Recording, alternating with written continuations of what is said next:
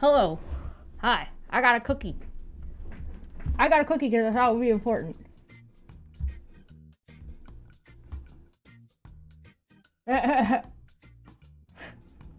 funny. Okay. So, welcome.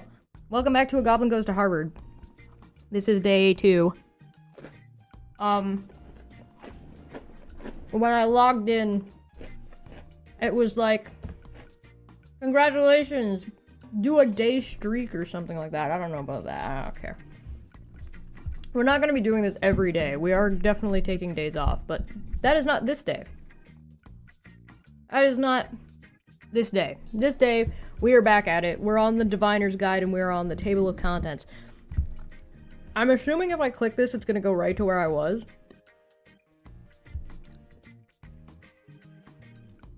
We did just finish comets. That's right, we're on Egyptian statues. That's right. Why is that off center? What?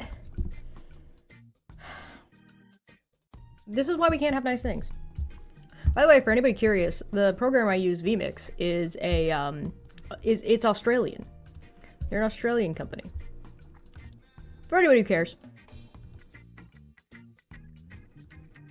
Alright, well we're just gonna slide that over a little bit.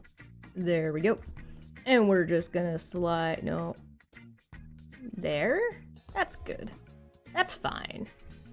And then we'll go to the other one and we'll select, no, I said the other one. I said, please. There we go, we'll slide this one over a little bit. So last time we covered astrology, we covered Aztec rituals, we covered casting lots, we covered comets. And there wasn't really a whole lot to be said about comets. It was mostly just normal stuff. The lady covering, whatchamacallit, the, astrology was kind of just trying to sell me astrology, which was kind of weird. That was kind of strange. The Aztec rituals was a little bit more interesting, at least with the guy who was speaking. Which was, it just seemed to be like a mixed bag, where they used some astrology, they used some, like, sort of lot casting stuff, and some of it was just, like, human interpretation of just natural phenomenon. Casting lots is, like, you know, rolling dice and then things that go with rolling dice, as well as that Mary guide, what was that? The guide of something or another for Mary, which was kind of bizarre. Yeah, there was like a Christian version of like a cast the die, find a page, pick something that works. That was kind of interesting. Then comets. And there wasn't really much to say about comets outside of comets are viewed as either a good omen or a bad omen, depending on how everybody feels about it. And then also that retroactively being applicable. Other than that, that was about it. Now we're on Egyptian statues. So, let's get started, shall we? Oh, also these might start next week. I'm probably going to start these earlier in the day. Starting at 2 and then going for between 4 and 6 hours is like makes it way too late in the day for my liking. So I'm probably going to start a little bit earlier. So, I probably want to aim to start at 11 p.m. my time, but I'm probably not gonna do that right away. So I'll probably start at like 1, 12, and then work my way up to getting up at a more reasonable human time. Disgusting. Absolutely fucking disgusting. So yeah, we're gonna get up at regular human hours eventually. If anybody wants the program that I'm using, it's called Obsidian for my note-taking. It's a free program. You can go and get it if you like. It's got lots of neat features and browser download stuff, and I am on edx.org. The link for this course is in the description if you would like to follow along and do it yourself. Egyptian statues. How to seek predictions. Seek out a priest or wait for one to arrive, likely by boat. I do like that is likely by boat. I find that a little bit amusing. Is the music okay? Is it too loud? You guys let me know. Sample equipment. A special statue, probably with movable head for nodding. So a bobblehead? A bobblehead? Personnel, priest trained in decreeing oracles. Oracles appear relatively late in the long span of Egyptian history. The first representations of a sacred boat containing an oracular, I'm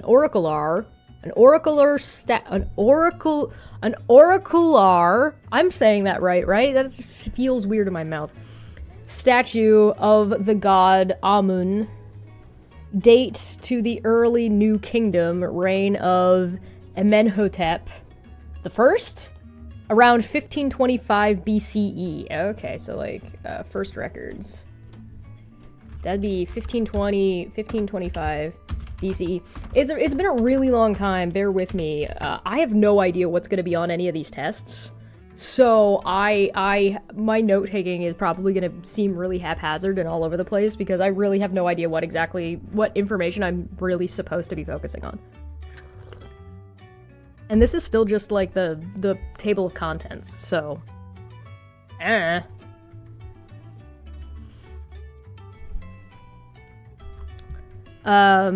only reason I know how to pronounce any of these names is because I watched the movie The Mummy with Brendan Fraser and Sarah... Shit. By Awakening, the movie. Anyway. Yar.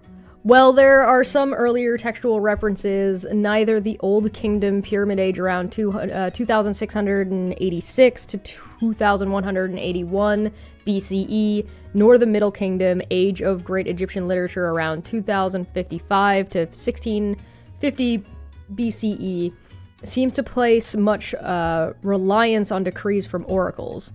It is in the New Kingdom and the following Third Intermediate period, about 1069 to 664 BCE, and the late period about 664 to 332 BCE, where we find the most frequent mention of oracular decisions, oracular decisions, both royal and private, quote unquote. So it's like it maybe existed, but it wasn't very common until the late period. Interesting. Egypt is so interesting. It's got such a rich history. There was no single god responsible for all oracular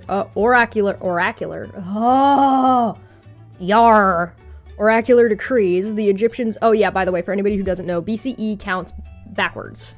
So the higher the number, the further back it is. So you'll see it says like 664 to 332.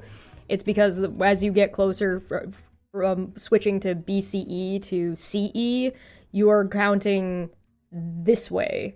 So the number gets bigger as you go that way, the further away you get from the center point. So and then it goes up from there. For anybody who doesn't know that. Thanks, I'm doing my best. There was no single god responsible for all oracular decrees. The Egyptians appealed to many forms of the god Amun, Amun-Re, and other deities, state and local. Even the deified king Amenhotep first was consulted by many residents of Thebes. Throughout Egyptian history, we see an ebb and flow in perceptions of the divine nature of the pharaoh. At times, the populace relied on the king and the pharaonic court system. What is the pharaonic court system? Excuse me, hold on. Excuse me while I go to Wikipedia real quick. What is the pharaonic court system? I don't know enough about Egypt. I should have studied Egypt. Page pharaonic court system is Egypt, ancient Egypt redirect. Okay, well, I don't know. Functions of the pharaoh. I'm assuming it's like the law, but like I don't know what what are you? Please elaborate. And there is no year zero. Yes. At other times, direct appeals to the gods for assistance were far more common. Methods included approaching the statue of the god, borne in his sacred bark upon the shoulders of priests during festival processions. Or people could submit yea or nay inscriptions to the deity for a definitive decision. The bark or statue would walk forwards yes or backwards no. Some scholars believe that nodding indicated that certain statues had moving parts manipulated by the priests, making this a potentially very human-influenced divination system. Okay, so this is like statues that may be controlled by priests. So it is a hashtag human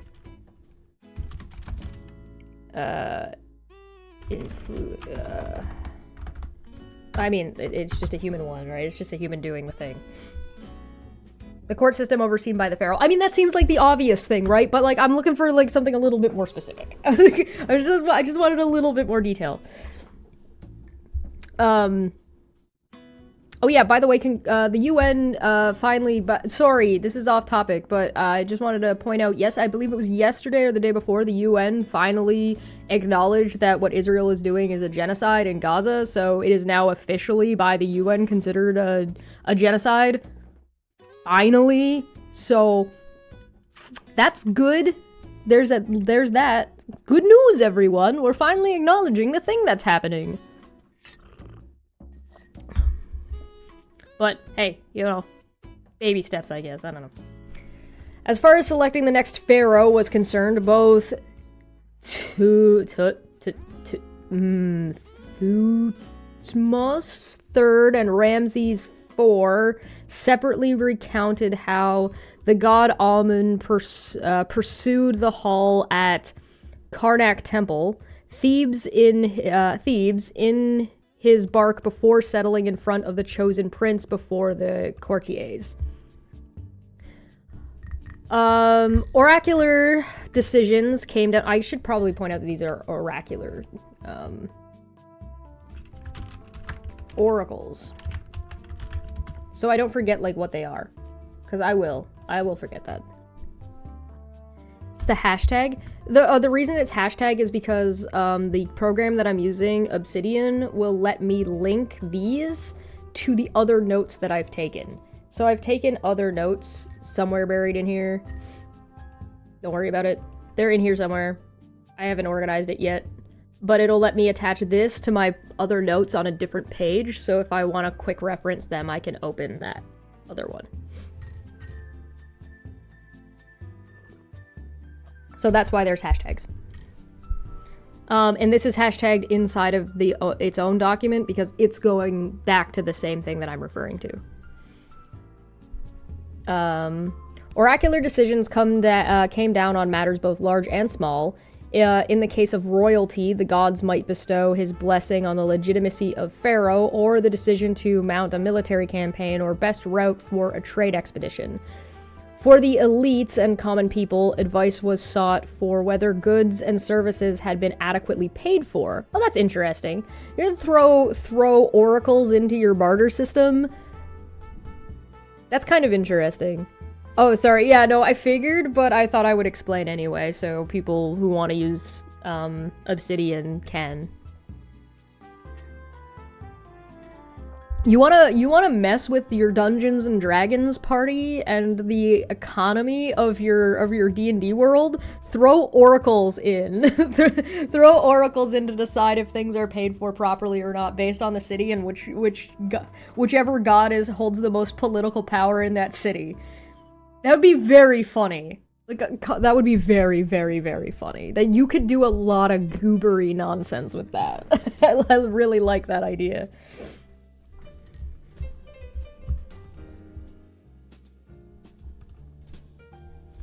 Alright. Whether a promotion was likely, or if a neighbor had encroached upon one's farmland, after the waters of the annual Nile flood had obscured the field boundaries. Since the king was the one responsible for ordering the inscription of oracular decisions on temple walls or papyrus documents, It is extremely unlikely he would ever have recorded a decision that went against him. Well, yeah, probably. I mean, yeah, I guess. Yeah, I guess. There must have been, though, right? There must have been people who were just like, nah, it's fine. That was against me. I don't care. Perhaps the closest we come to a decision running counter to Pharaoh's preference is the magical tale of, quote, King Khufu and the Magicians, Papyrus Westcar, written during the Middle Kingdom. The last part of the text seems to foretell the end of Khufu's line. Please forgive my pronunciation. I don't know Egyptian pronunciation at all. 4th Dynasty, Old Kingdom, and the rise of the new kings who would form the 5th Dynasty. Upon hearing the news, the king fell into sadness of heart. I mean, yeah, fair, got depressed. Self-deprecating pharaoh.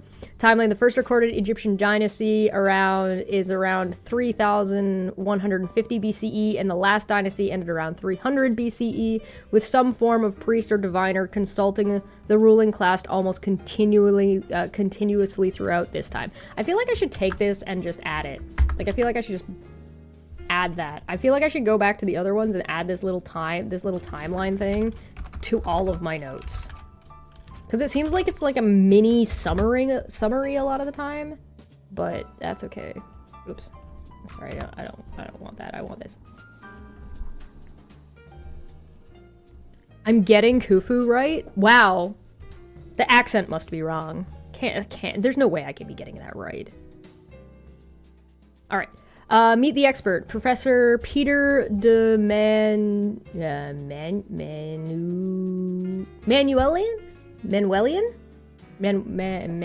Nah. The Diviner's Guide expert on Egyptian divination is Professor Peter of the Department of Near Eastern Languages and Civilizations at Harvard University. Professor is the Philip J. King Professor of Egyptology and also the director of the Harvard Semitic Museum. He is also the founding director of the Giza Archives, which aims to collect all information, including detailed 3D representations about digs and excavators at Giza, the home of the pyramids. So, let's get into our little video. Hopefully the sound isn't messed up for these. So how did the gods appear? How did... That's too quiet. That's too quiet. We need to turn, hold on. We gotta crank that bitch.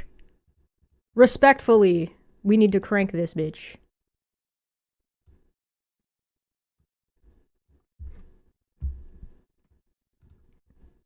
All right, sir, go ahead. Did they provide these predictions? So how did the gods appear? How did they provide these predictions and these oracles? Well, for the average Egyptian, they would have to wait until the statue of the god was... Holy shit, you can tell this department has a bigger budget. They've got cartoons. ...brought out of the temple. So inside the sanctuary at Karnak and many other places, there was a statue of the god that had to be ritually clothed and ritually fed every day by the priests. And then on certain festival days, the statue was placed inside a bark or a sacred boat and hoisted up on the shoulders of the priests and marched out of the temple. Okay, so the boat wasn't even necessarily arriving in water. It was like a... Okay, I get it. I've got a better visual now. Thank you. I was thinking it was just like sailing along. Might have finished Journey for Two said, don't mispronounce new words, like and share instead. There is going to be a bar somewhere eventually. Dapper said he'd give me his, so I'm gonna get that. So we're gonna have a funding bar soon. The cost of getting the certificate for this particular course is $99, and maybe I'll get a discount. I don't know. And it's at that point, when this statue was brought across the river, visiting other shrines and other temples, there would be parades on either side of the Nile. This was the beautiful festival of the valley, or the festival of Opet. And this is when... Guys, it's a boat on a boat. Guys, it's a boat on a boat. I love humans. Humans are so funny. on either side of the Nile. This was the beautiful festival of the valley, or the festival of Opet. And this is when individuals might approach with a petition. Yay or nay? Am I in good shape? Has someone stolen from me? What about this cow that I bought? I like that it's only giving yes or no answers. Like, I appreciate that only yes or no answers are provided. Have I paid on the installment plan correctly, or is someone throwing an accusation at me? What should I do? All kinds of questions would come. So how would the god indicate what the right thing to do was? The hieroglyphs talk about nodding in approval or disapproval, and there's some disagreement about whether the statues actually had some moving parts and might invoke their head a little bit. That is probably unlikely. More likely is that the statue in its bark would be brought by the priest either forward to say yes, or backwards to say no, or perhaps lean to one side or another if there are two competing petitions brought. And this is how the god would signal approval or disapproval. And of course, I can't help wondering about corruption, because all you need to do is bribe these priests who are holding the bark and holding the statue to lean to one side or the other to favor one case against another case, of course. So oracles and predictions. Yeah, it seems like a pretty obvious, like, corruptibles. I mean, I guess the idea is that, like, the priests can't be corrupted. Like, that's the idea, right? So, like, the priests' onus is to the gods, but, you know, because, you know, gods aren't real, they don't have onus to anybody. So, and like, it's not like churches and priests aren't known for being problematic, especially when they're in positions of power, and like that they're infallible or anything like that. So yeah, it's like, I mean, I guess if the gods were real, maybe this would work, but alas. The individuals, the populace in Luxor or ancient Thebes would be approaching the god with very, very high hopes to get the results that they desire. The kings would be petitioning in a much more private way, of course, and these outcomes would be recorded for all time in their temple inscriptions to show that, yes, they are the divinely born next rulers on the throne. They are on the throne with all legitimacy, or the decisions they made for this expedition or that campaign were absolutely justified. So it's a good backup system to bolster. Guys, I asked myself and investigated myself and found I did nothing wrong. I am going to add to this that controlled by priests / king through movement / mechanism. I'm going to put bracket unlikely for mechanism, because the mechanism part he said was unlikely. What was that other bit? There was another bit he said there at the end that was like private and corruptible. Sorry, I'm just going to put it back a little bit. There's one more bit I want to add. Outcomes would be recorded for all time, or perhaps lean to one side or another if there are two competing petitions brought. And this is how the god would signal approval or disapproval. And of course, I can't help wondering about corruption, because all you need to do is bribe these priests who are holding the bark and holding the statue to lean to one side or the other to favor one case against another case, of course. So oracles and predictions, the individuals, the populace in Luxor or ancient Thebes would be approaching the god with very, very high hopes to get the results that they desire. The kings would be petitioning in a much more private way, of course, and these outcomes would be recorded for all time in their temple inscriptions to show that, yes, they are the divinely born next rulers on the throne. They are on the throne with all legitimacy, or the decisions they made for this expedition or that campaign were absolutely justified. So it's a good backup system to bolster your kingship. Yeah, I mean, it's a pretty classic. It's, again, I've noticed that this seems to be like pretty consistent around history, where basically the idea is that there's to help govern or whatever, there's a they utilize religion, or like this additional power that is like quote unquote outside of their control, but it doesn't really exist until like the church gets too much power, and then you have like the church controlling the throne, or the throne controlling the church, or yada yada yada yada. It seems to be a pretty classic trifecta of civil affairs, religious affairs, or spiritual affairs, and military affairs. And like that, I mean, it seems to be a pretty solid system. Like, it works it does function. It's just whether or not obviously the systems can and will collapse in a lot of ways, a lot of times for a lot of different reasons. But why is this wrong? Stop being wrong.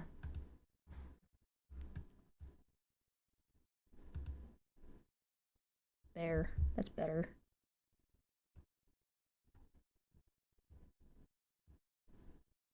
Pissing me off.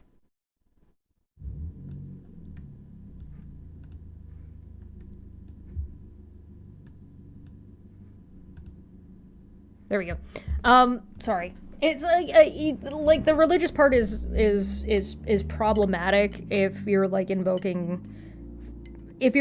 deities, but like the idea of having like civil affairs being bureaucratic, whether or not you get water, how much money is being allocated to what industries, and global economics, stuff like that.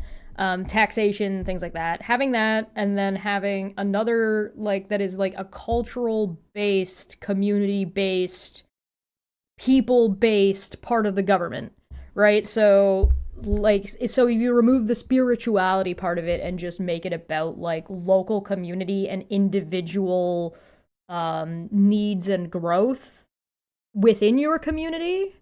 So, and then having that be one of the positions of power, that's the power of quote unquote the people, and then you have military power. And so if you divvy that up, you could definitely make it function better than relying on a deity that may or may not exist, right? I mean, I think it's interesting. It seems to be a relatively functional thing, but I mean, you also have to have a lot of times religious leaders are people that are using guilt or using the divine to enforce being able to enforce punishments on making sure society and people in society behave in a specific way, I mean, I think it's good to have a society that has values and having those values enforced to some degree. But also, that's how you get societies devolving into really bad things when you get corrupted people in there. But that's why you want to have punishments when somebody is why you want punishments to be more severe for somebody who is in power, who is corrupt, right? And so, but then you have to talk about, what is punishment, what isn't. We're off topic. I'm sorry. We're off topic. There's a BBC history here if you want to know more about, Egypt. I'm sorry, I'm getting distracted. But I think politics and different forms of government are interesting. And it's not like you can't have democracy inside of that sort of a structure, right? That would just be that would just be some of your structural things. I mean, Canada has part of that. We have our structure is three also. Canada has a three-pronged structure. So does America, right? It's got the president, it's got the Supreme Court, and it's got the House and the Senate. Right? So it's got I guess 4. I guess it's built on 4, depending on how much power the president has, I guess. Canada has a 3-prong system. We have parliament, we have the parliamentary, we have our Supreme Court, and then we have the seats in the House. So and then we have the crown exists floating on its own. Yeah, executive, legislative, and judicial. Yeah, so we kind of remove the religious part and turn it into sort of the judicial system, I guess. I don't know. The only cool/uncool thing is everything is blamed on the leader, and you can be framed in terms of people's failings. You guys suck, so I caused a drought. You don't kill me, Lamau. Yeah, I mean, if you are in a time period where people are blaming you for natural disasters that you can't actually control, I mean, there's a degree of blam. There's a degree of blame to be thrown around right now for all of the fires going on, and there's going to be a lot of blame that's going to definitively fall historically on Trump's shoulders for what I expect is going to be a famine, or for all intents and purposes, a famine in the United States. But And like, but that's because of like decisions that are being made that are either not proactive enough or are actively harmful towards the general populace and to the environmental status that we currently have to deal with. So like fires, if you're not funding enough firefighters and stuff like that, then yeah, and if we're not reducing carbon emissions and things like that, and like removing carbon from the atmosphere and yada yada yada yada yada blah blah blah blah blah blah blah. So,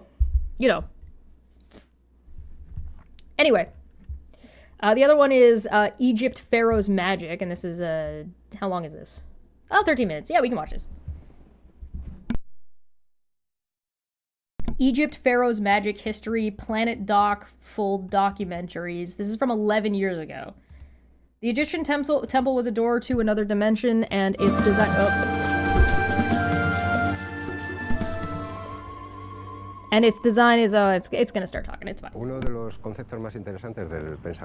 the most interesting concepts of the Egyptians' religious ideology was Mat. Mat is order, justice, truth. It's usually represented as a feminine deity with an ostrich feather. But Mat is actually order, just as it was established by the demiurge, or Ra, in the moment of creation. Ancient Egypt was a mythological world in which its inhabitants... Okay, does anybody know what language that man was speaking? I'm just be curious to know what language this person was speaking, because it's not a language I've listened to a number of languages, and that's not one that I recognize, so I'm wondering if it is actually just Egyptian. Inhabitants feared to lose cosmic order, for that would lead them to the primeval chaos and prevent them from achieving their eternal destiny in the magic world of the gods. Well, to be fair, Arabic? I don't know. I don't know what language that was. You don't want to be part of the primeval chaos? What's so bad about the primeval chaos? I think he was speaking Spanish? Yeah, I'm not very familiar with Spanish. But in order to maintain the balance between those two worlds and be able to travel between them, they had to use the same tool the gods used: magic.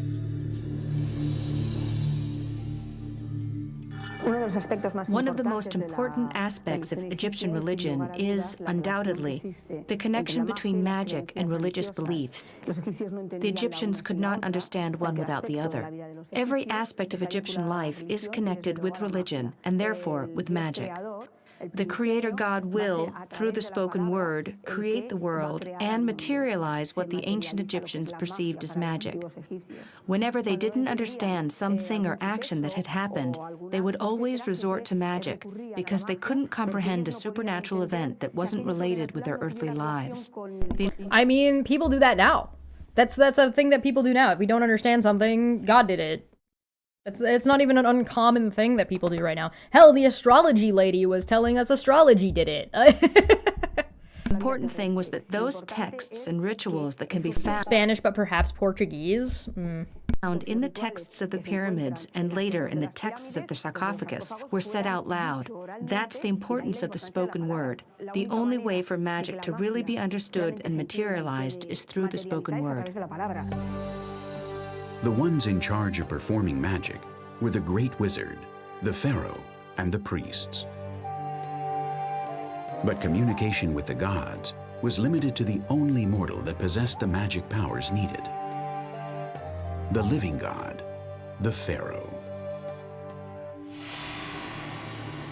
I Musermatre Satapende, Ramses Meriamun. I come from Ra and was created by my father, Menmatre. The Almighty himself made me great when I was a child, until I reigned. I mean, doesn't everybody like the idea of a competent ruler? I mean, if you're gonna have somebody in charge, and you kind of have to have somebody in charge, like, don't you want that person to be competent? You would think so, right? You would think so. I mean, As much as America might have us all fucking questioning everything right now, like, come on.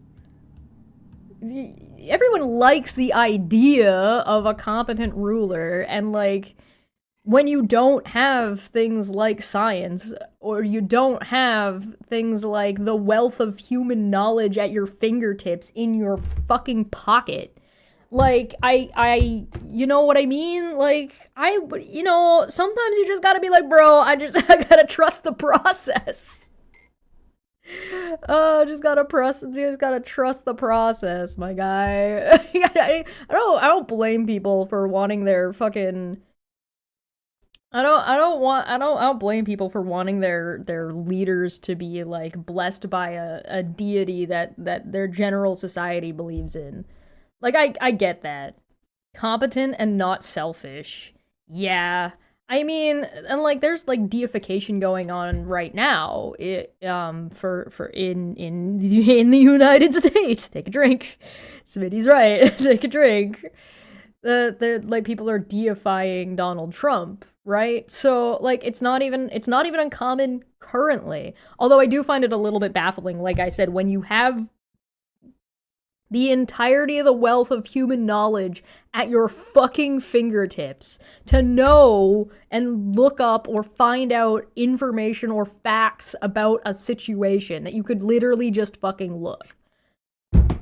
You just literally fucking look. And yeah, you've got to sift through bullshit, and yeah, you got to sift through, like, you got to sift through people who don't, like, are dishonest agents and stuff like that to find the information, but the information is there, right? Like, I guess. I can understand the desire, is what I'm getting at. The Great Ones kneeled before me when I was empowered, both as the elder son and as prince heir to the throne of Geb.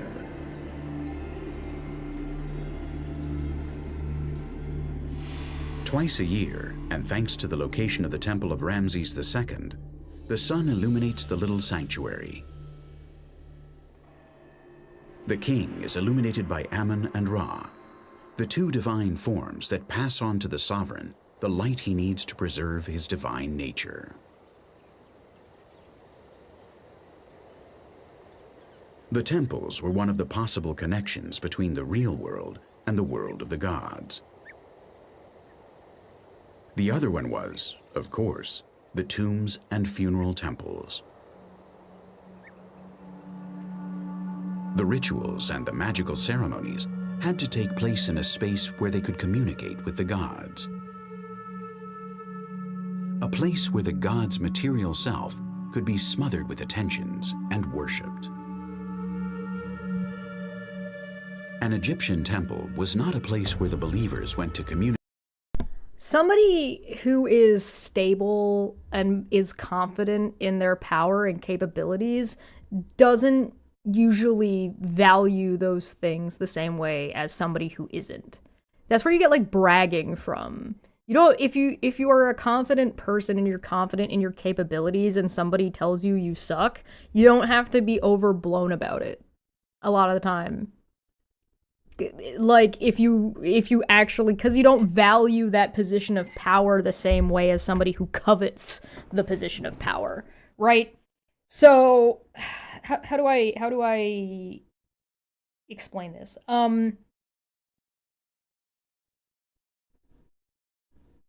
It's sort of like the equivalent of a bark with no bite. Somebody can bark all they want, but if they don't have the capability to back it up, all they're ever gonna do is bark, right? As opposed to somebody who's can back it up, doesn't need to talk as much. Communicate with their god or pray to him. I'm not bragging, I'm just awesome. You don't even say it, you just be awesome, right? As it happens in a Christian church or a Muslim mosque. It was the sacred home of the gods. Access to the temple was completely off limits to the common people, who could only enter the first courtyard. Get out of here, you commoner schlubs, the rest plebeians. Was reserved to the priests, and of course, the pharaoh. Although the pharaoh was the one in charge of maintaining the universal order and the cult to the gods, if the cloud shoe offerings made fits in the temples actually had to be made by another type of person. Delegates of the pharaoh.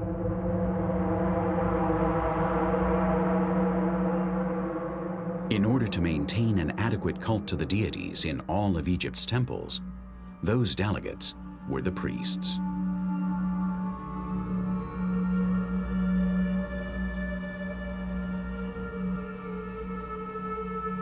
And ancient Egypt is so cool. The most important ceremonies and rituals that took place in the Egyptian temples were carried out in this chapel, in the Sancta Sanctorum of each temple, the most recondite and secret place of the cultural building.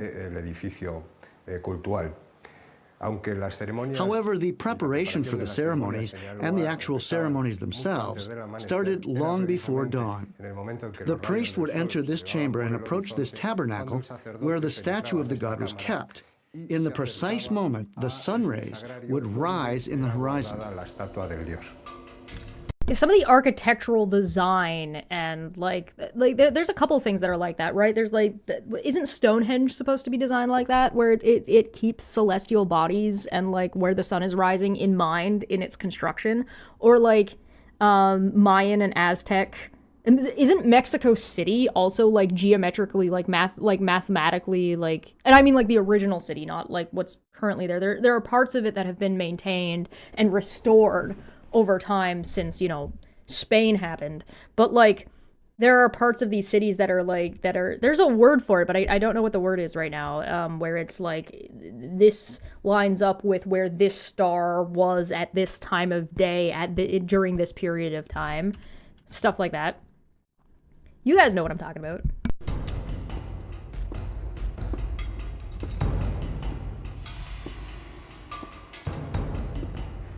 The priest had to carry out a series of rituals before the statue of the god, destined to ensure his purification and nourishment.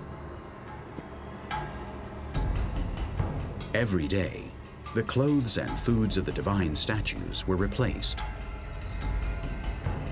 After the ceremonies were over, the doors of the sanctuary were closed, and the priest would leave the place once all ceremonial proceedings were concluded.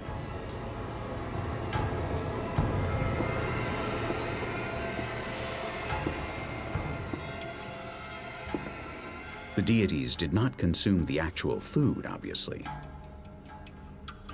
They would take its immaterial part, its essence, which was the basis of their nourishment.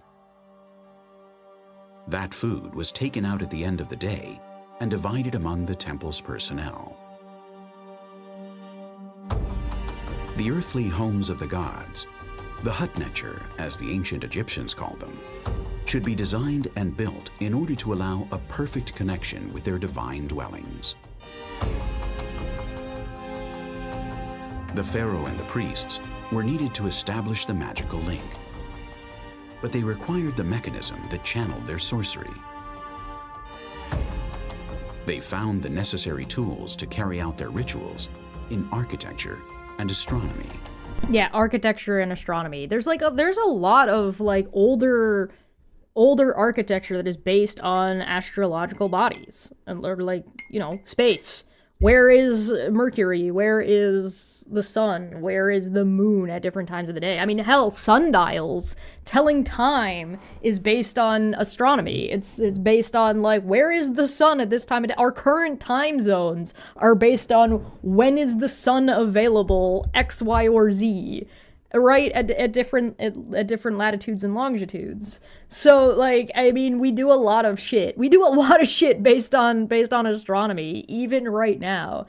I would not hate to have like a modern city designed off of some celestial astronomy stuff, like working with, like, getting some architects to work with some astronomers. Like, if I was building a building, if I was like a fucking rich ass fucking billionaire and I was like, yo, I need an office building, I'd be like, listen, we're gonna get some astronomers in here, we're gonna get some architects in here, and I need you guys to build me some really cool shit, all right? Build me some neat garbage, okay? You know what I mean? Like, it'd be cool. The Egyptian temple was a door to another dimension, and its design demanded precisely that. The height of its ceilings, the level of its floors, the shape and elements of the columns and its capitals, the games of light and shadow. Nothing was placed randomly. Everything had a purpose. I don't like grid patterns for cities. I think circle patterns are better than grid patterns. With intersecting, with having like smaller city centers, and then also at any intersecting Venn diagram circle having like connecting points.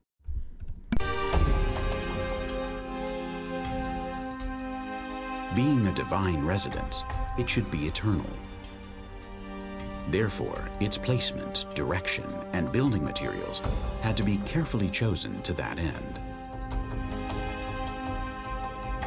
At first, mud was used, but soon enough, more durable materials started to be used, and that entailed long journeys to get them. The builders didn't limit themselves to creating a home for the gods. The Egyptian temple was also a representation of the world and the cosmos. The explanation for the extraordinary dimension. Grids are easy to build and navigate. What do you mean? How are circles not easy to navigate? What do you mean? They're equally as easy to build. What are you talking about? In squares. Think outside the box. Whole city based off of Venn diagrams. Come on. Come on. Come on. I get that other layouts are more aesthetic. I think a city should be functional first. That's why I'm suggesting circles. Circles. I'm telling you, circles are better. Circles. You build circles with city centers. And then the intersecting points.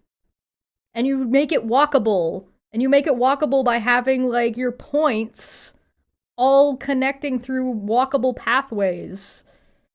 And you just make the walkability the focus instead of, like, driving in fucking circles. You guys just think the grid is the best, most optimal? It's definitively not. Like, we know it's definitively not. Fungus told us it's definitively not.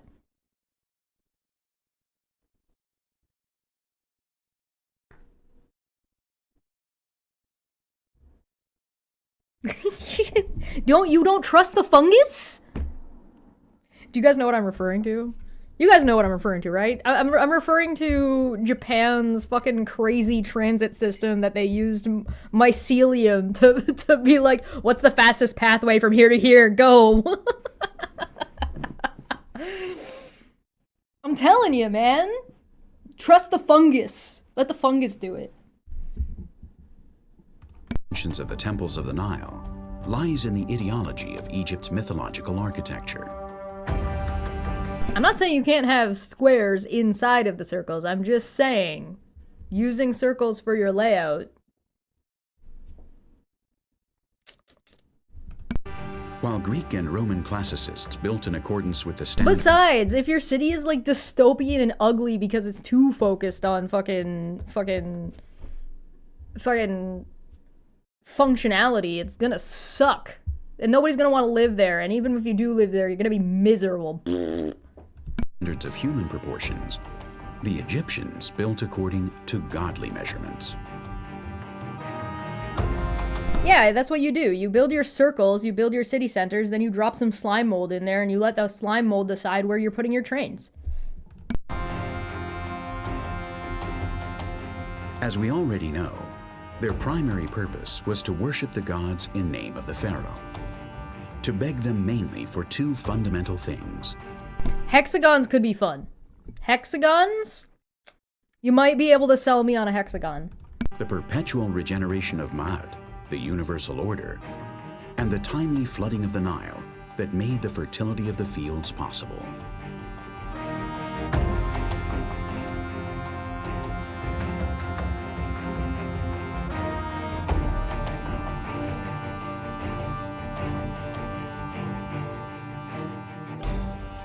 But its mission wasn't limited to the cult. Temples were centers of erudition and wisdom in which the knowledge of magic was formed and initiated.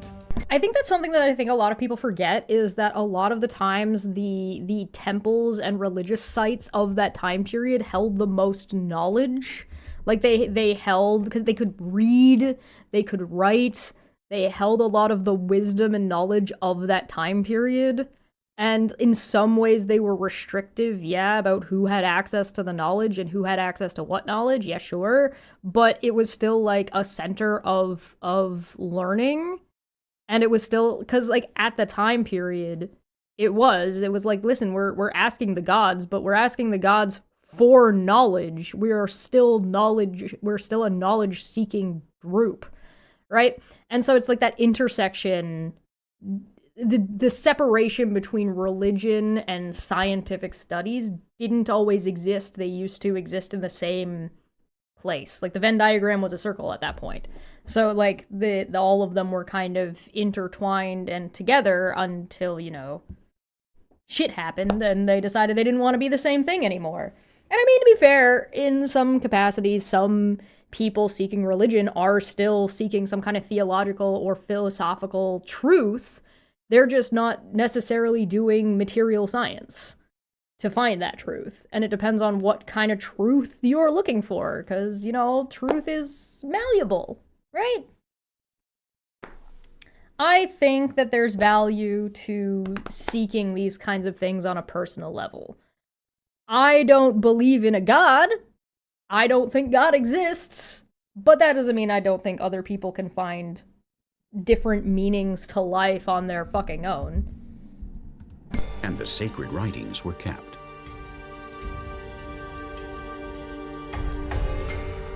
The Egyptians' way of life depended greatly on the priests.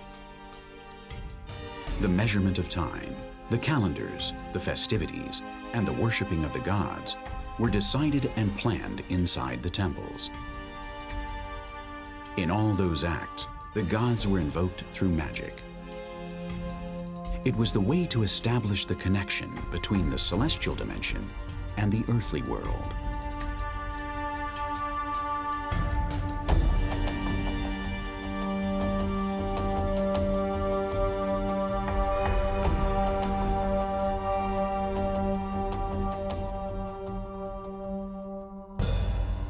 However, the temple wasn't the only access door to the underworld. Oh, look, spooky music. It's showing Anubis. We always gotta have spooky music when Anubis shows up. There was another, more direct and definite one. Fucking dying.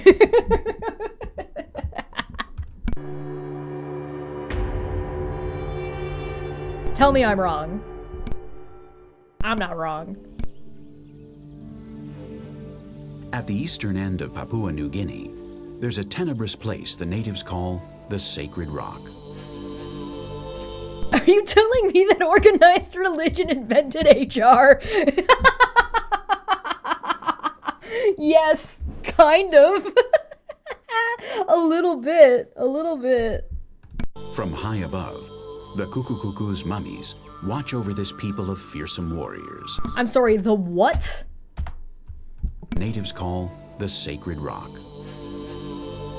Oh, that's crazy. From high above, the Kukukuku's mummies watch over this people of fearsome warriors.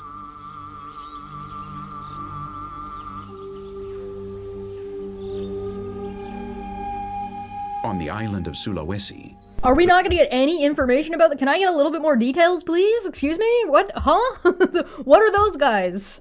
The Toraja place human carvings called Tau Tau to watch over the spirits of their ancestors that lie buried between the wooden balconies. Oh, that makes me uncomfortable. I don't like the eyes.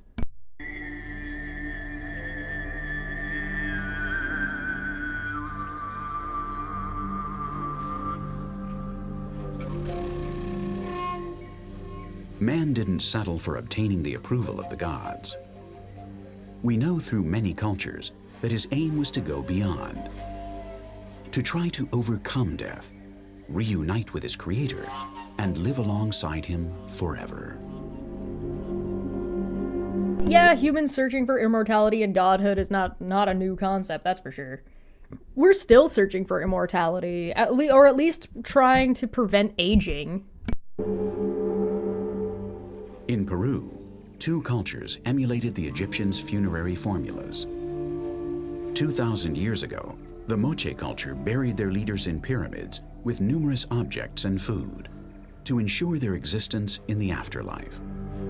It would be kind of cool to be a fucking, like, mummy, fucking up on, like a fucking pinned up gargoyle, fucking known for, like, we're watching over and guarding, we are warriors. Like, that's kind of rad, though, right? That's fucking metal. And, like, man, I wish I was that cool. Hundreds of years later, the Chachapoyas that lived in the surprising stone fortress of Cuelap mummified their dead. To preserve them, they would first empty them and then seal them. They would bury them in several layers of cloth that they would later adorn with traits of the deceased.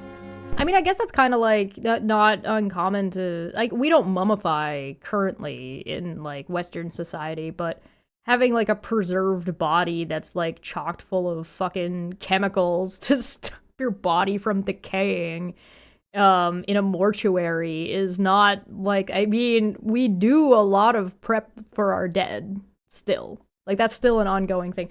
It's almost like humans are humans and have been humans and will continue to be humans regardless of how quote-unquote modern we become or how futuristic we become. Like, I'm saying modern because I'm talking right now in the present, therefore it is modern. But, like, we still do the same shit. We still all do the same fucking shit. It's like when I look at fucking graffiti from fucking Rome and fucking Egypt and fucking place where the volcano went off fucking covered everybody in ash. Pompeii.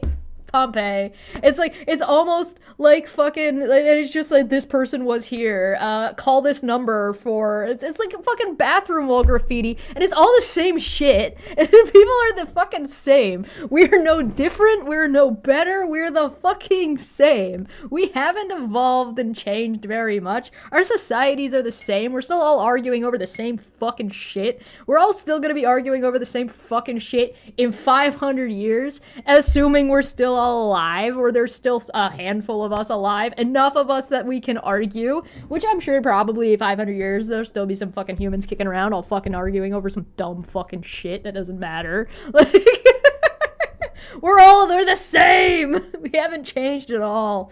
We haven't fucking, we're the worst. We're not enlightened. We're just fucking we just made the topic shiny. That's all we did. The purpose was the same. Cremation is pretty rad. I like the we're gonna turn you into fertilizer and make you into a tree. That's kind of fucking cool. He had to be preserved so that its immaterial form could live in the afterlife.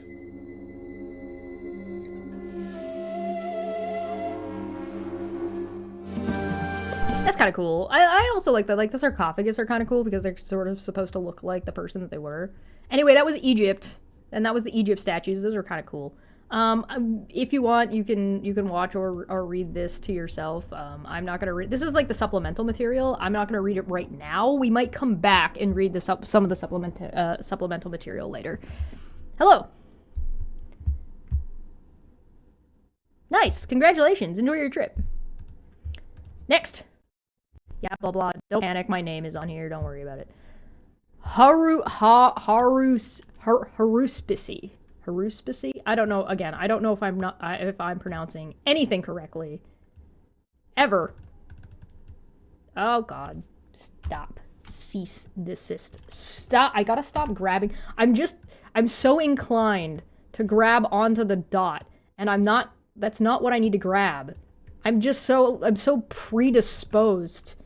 I have habits. Haruspicy. Again, I don't know if I'm pronouncing that correctly.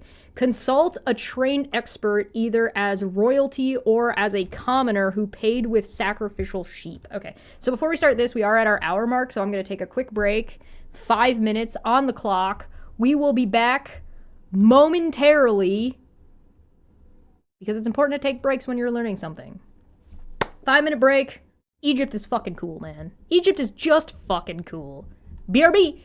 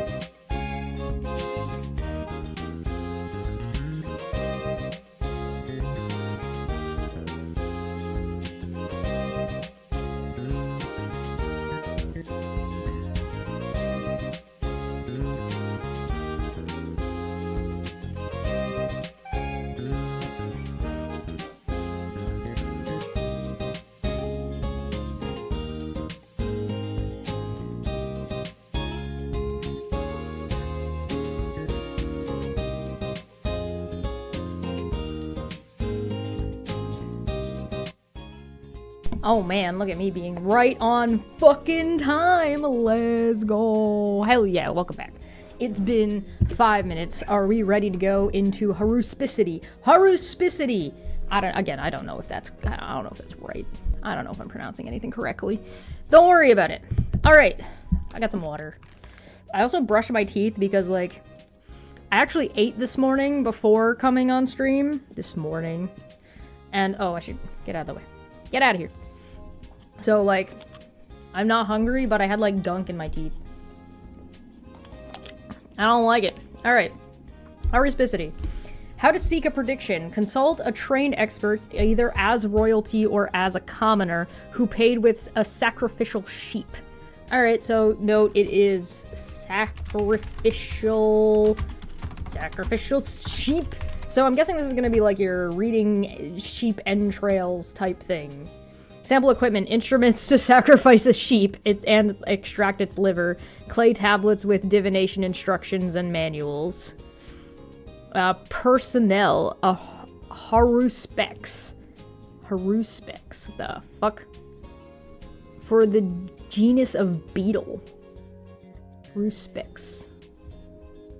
In the religion of ancient Rome, haruspecs was a person trained to practice a form of divination called haruspicy. The inspection of the entrails of sacrificial animals, especially the livers of sacrificed sheep and poultry. Various ancient cultures of the Near East, such as the Babylonians, also read omens specifically from the liver, a practice also known by the Greek term hepatoscopy, and also hepatomancy. I have to pronounce words slowly sometimes, because reading is hard. Note this short description of haruspicity is supplemented by a longer essay provided by a Harvard expert. So here is... Oh, that's not that long. That's not too long. This is... Oh, that's just noted... Oh, okay. That's actually just noted later in the... That just linked me to further down the article. So I don't have a follow-up link for you guys, but, you know, we'll get to it. The peoples of ancient Mesopotamia believed their futures to be largely predetermined by gods. Over thousands of years that the Babylonian, Akkadian, Sumerian, and other Mesopotamian cultures thrived. Their priests and astrologers developed ever more sophisticated methods of peering into the predetermined futures. One of the more noteworthy of these prediction systems was haruspicy. Divination by means of inspecting animal entrails. The animals, often sheep, were sacrificed in ceremonies where the sun god could influence the appearance for the exta, or entrails. For a handsome fee, because of course it was expensive, trained diviners called, I don't know how to pronounce that, or haruspecs, could answer. Every time I hear priest requiring animal sacrifice, I picture one priest telling another priest, watch this, I can get free barbecue. Yo, who doesn't want free barbecue though? Is my mic peaking? Sorry, I apologize if my mic is peaking. I'm probably speaking a little too loud. Could answer a question's yes or no, could answer a quorent's yes or no question by looking at the sun god's answer in the entrails. Again with the yes or no answers. Yes, no questions only. Presumably some features of the entrails were purely natural and some were caused by random mutations, but all were interpreted by human experts. Haruspicity is also known as extispicy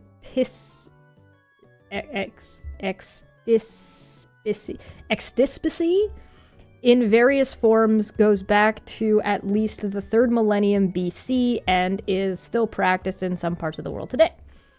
Mesopotamians were also great observers of the deterministic sky, deeply interested in astrology.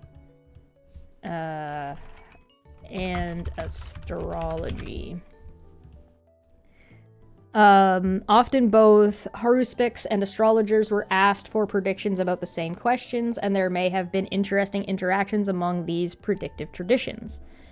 Training... Extra spicy? Yeah, I know, right? Training for haruspics would have been highly specialized, as the actual process of divining was very elaborate. By the time the... Fuck. I don't know how to read that, I'm sorry. Or Art of the Diviner manual for estisticity was published. Copies known date from around 600 BC and earlier. So we should probably put, quote, Art of the Diviner, 600 BC and older. It took up 135 clay tablets written as 60 lines of... Is that a k sound or a s sound? Suiform? Cuneiform each? Like a modern medical manual, the Art of the Divine and earlier simple instructions, often inscribed on clay models of organs, typically sheep livers, detailed various conditions that the diviner may find on extracted organs, indicating which of these conditions were positive, auspicious, or negative, inauspicious. A haruspics examining an organ's features would add up the positives against the negative signs, and depending on which, so there's like a little bit of divining math, I guess. Depending on which of the two prevailed, he would judge the reading to be either favorable or unfavorable. Were these priests predominantly men in most of these cultures? That seems to be the case, because they're not using terms like priestess, and they're mostly using he as the pronoun, so I'm suspecting that like a women in this role was likely uncommon, if even allowed. But that was often not that was often not the end of the procedure. Since it is unlikely that an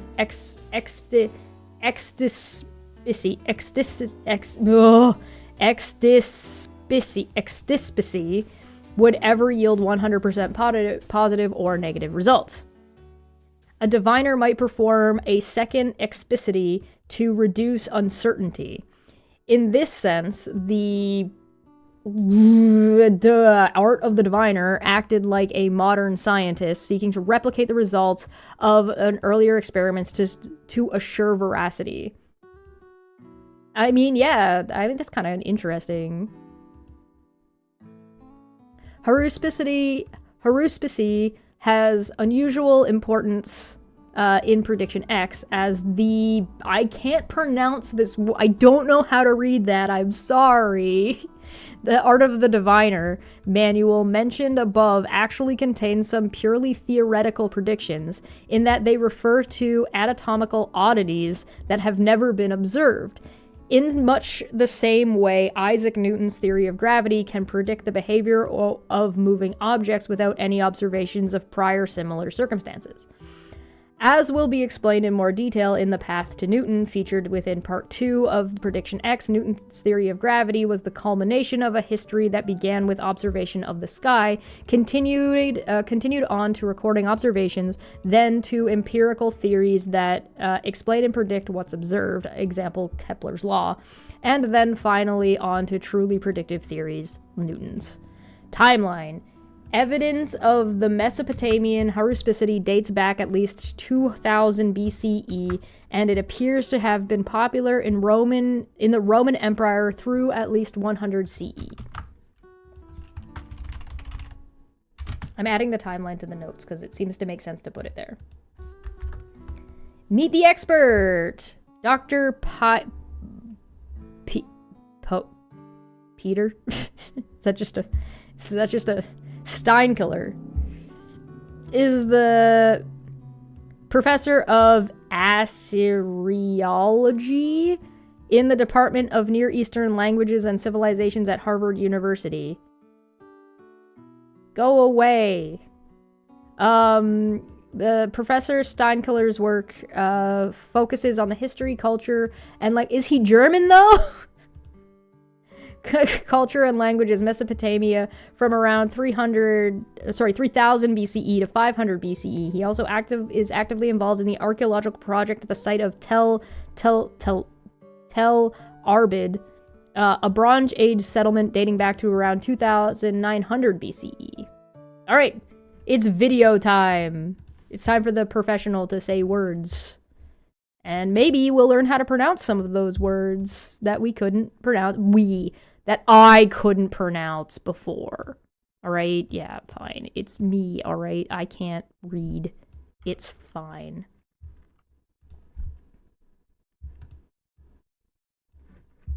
Welcome, I'm Piotr Steinkiller. I teach. Sorry, I just really want to hear how this man pronounces his name.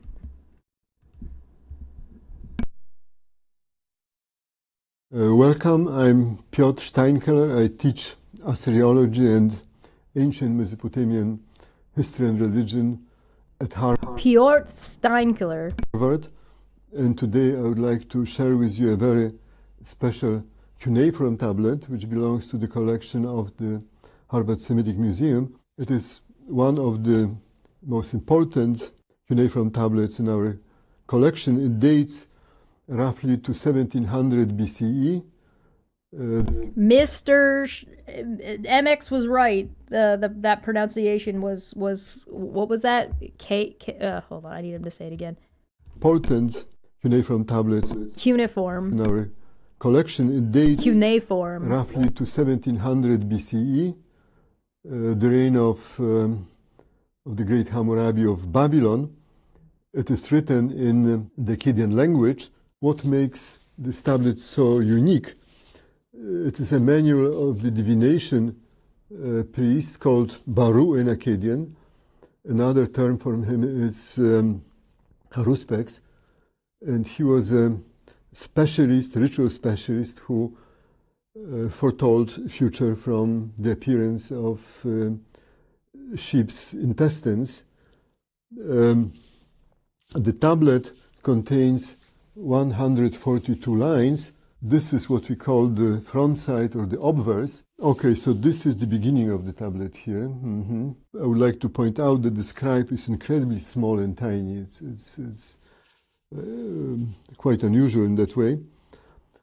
So we have probably some like 60 lines over the front or the obverse, and then the tablet continues on the back or the reverse of the tablet up to here.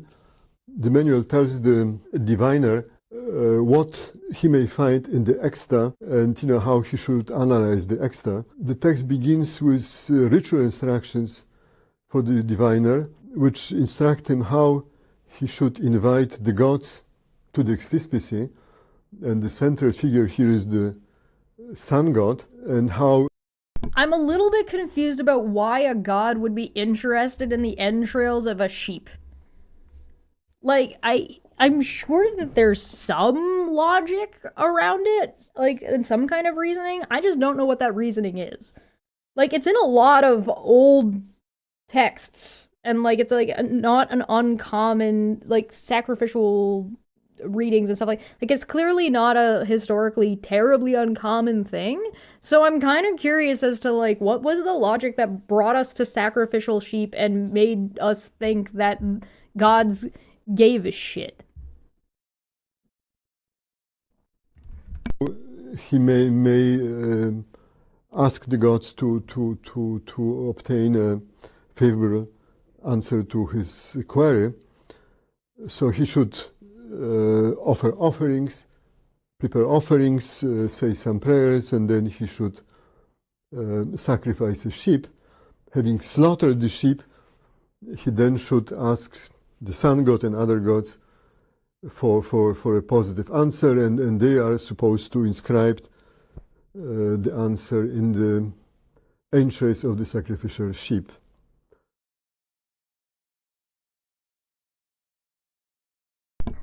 I mean, yeah, all right. Part 2. This guy's got a lot to say. I'm down for that. Well, you come with a specific question, and then you present it to the god, and then the answer, but he still needs to analyze over the sheep and then add up all the positive against the negative features, yes. And depending on that, he will say whether this is yes or no, or positive or negative, yes. I guess this is a little bit less likely to be corrupted, like the Egyptian statue. The Egyptian statue being basically just an object being controlled by people, or by the king or the pharaoh. Whereas in this scenario, there is literally a book. So, like, if you see this, then that. So it's a little bit harder to fudge. Or, like, I mean, clearly you could still fudge it and it could still be corrupted, but at least there was, like, a written down, like, if you see these things, or, like, this is worth... So if you were to make it a point system, you'd be able to be like, all right, if you see this positive, this positive, this positive, it adds up to a total of, like, 200 positive points. And if you see this negative, with this negative... and that equals 200 negative points. But if you see this positive and this negative on the same one, it actually accounts for negative. So you actually have 150 positives and 250 negatives. You know what I mean? Like it could still clearly be fudged, but at least you would have, like, you have a reference sheet, which is more than what you had for the Egyptians. But then there's still some doubt. Therefore, he would need to do another extispecie. He sacrifices... I guess, and they were willing to do more than one to verify it. Steps. And only if the second sheep corroborates what he had found earlier, then he can be certain. And that's the answer he would give to the client, which would be formulated as a yes or no answer. For example, if the question was whether I should go on a business trip, then he will tell him, well, you shouldn't or you should. Mm-hmm. And that's how it worked. And we have hundreds of recorded queries, for example, sent to the Assyrian kings with very specific questions about battles and should I travel on that day and so on. Mm-hmm. And in each case, they would go through this procedure involving also this control extispecie. And here I also want to stress that this is completely devoid of any mumbo-jumbo supernatural features. Yes, I compared these, I think earlier, at least in the earlier version of it, to the modern manuals used in medical autopsies. This whole part is purely science, so this sort of very detailed descriptions of extent. There is nothing supernatural. It's interesting. Again, there's a really, I don't know why I don't understand why the one lady was, like, trying to sell me on fucking just astrology. Like, it feels bizarre to me at this point. All right, last one. I like this guy, though. And again, another point I want to stress is that one should distinguish within Babylonian extispecie between the practical extispecie and theoretical extispecie. What I described now, including this manual, that's part of the practical extispecie. That's how it worked in daily life.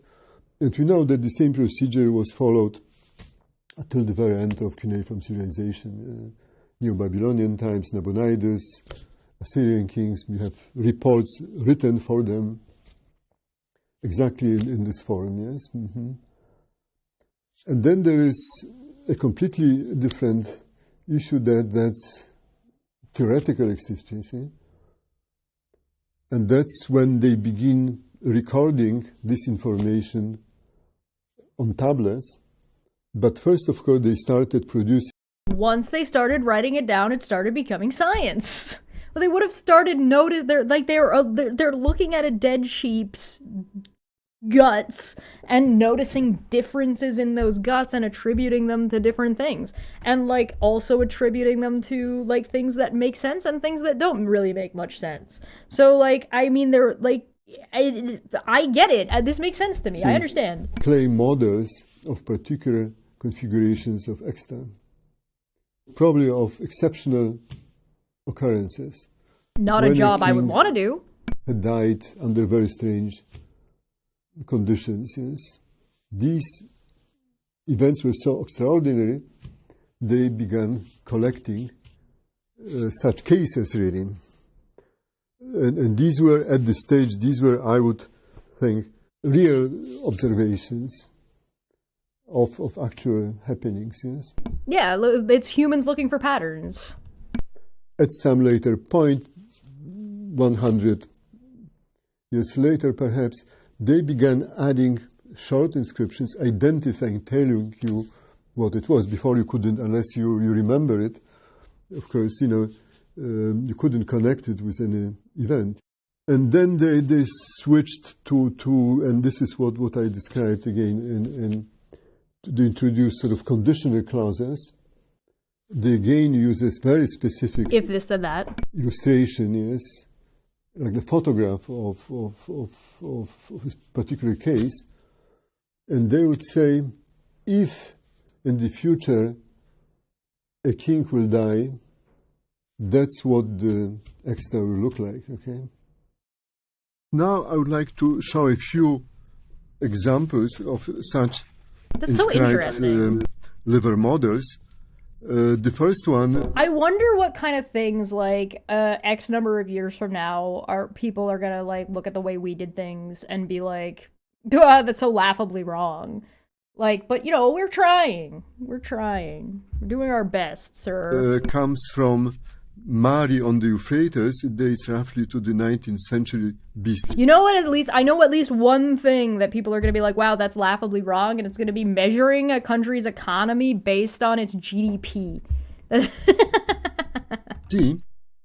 has a 3-line inscription, which reads as follows. This is the liver of Chesh concerning King Sargon. And the king mentioned here... Oh no, not Sargon! is of course the famous Sargon of Akkad, who lived around 2300 BC and was the founder of the First World Empire. And this omen apparently refers to his conquest of Chesh. Here we have another river model. This one is of unknown provenance. It probably dates to roughly 1900, 1800 BCE. And it has a longer inscription, which reads as follows. This liver concerns King Sinidinam, to whom something happened at the time when, in the temple of Shamash, he participated in a religious festival. And the last 3 lines of the inscription specify a prediction which apparently also occurred at the time. The text reads, I quote, "The person for whom the extispy is performed will defeat his enemy and will trample over the enemy." And this particular ruler is known to have ruled in Larsa, in southern Babylonia, in the middle of the 19th century BC. Here you have yet another clay model, but this time of a lung. Interesting. So they used a lot of... So they didn't just use entrails. They didn't use just intestines or livers. They used organs. They were extracting organs and studying them. Most of such models represented livers. You also have models showing lungs and other anatomical parts. And this one, which comes from collection of the Yale University, shows a lung with a characteristic perforation. And as you can see, it's also inscribed. So they were extracting various organs and bits and pieces of dead sheep or sacrificed sheep, and like just noting the different patterns and noting commonalities and differences between them. No wonder this guy likens it to doing autopsies, right? Because that's basically what it is. It's like maybe the information they're coming to an incorrect conclusion, or a fallacious maybe conclusion based on like correlation versus causation, or like as in it's a non sequitur and not like really related at all to these other goings on. But it certainly gives you a lot of information about sheep anatomy, which, you know, is useful information, especially if you survive on sheep. All right. So what else we got going on here? We got, turn that down. We got model livers for divination. Something went wrong, page not found. Okay, well, that one doesn't work, so too bad. Mesopotamian, entry from Ancient History Encyclopedia. Let's see if this one works. Oh, there you go. Go away. So this is just information about Mesopotamia in general, which is kind of cool. So if you're interested in that, here you go. And then we have ancient Mesopotamian sheep liver magic predicted Trump's rise. No! Well, we have to read this one, right? Like we... No! No, come on! Alright. Vice.com. Alright, we have to read this, right? The polls, expert pundits, and predictive models of the 2016 election incredibly wrong. Got the 2016 election incredibly wrong. Few of the journalists covering Hillary Clinton and Donald Trump anticipated a Trump win, but a British woman named Selena Winsnum did. She read it in a sheep's liver. Let's fucking go, dude. We fucking got him, guys. We got him, bro. Oh, we're memeing too hard. Winsome is an expert on ancient Mesopotamian history and culture, and she looked at a sheep's liver shortly after the primaries. Oh, not beforehand. It was predictive because she ad hoc'd it backwards. Because that's what people did back in those days. I don't... Quote, you didn't make any political decisions without consulting the entrails, she recently told interviewers on a London radio show. Oh, please tell me we have, like, the... Ah, too bad. As to why she decided to ask the livers about Trump, she told the interviewers, quote, it's just the kind of question the paranoid, politically uncertain Mesopotamians would have asked. Who put these brackets in?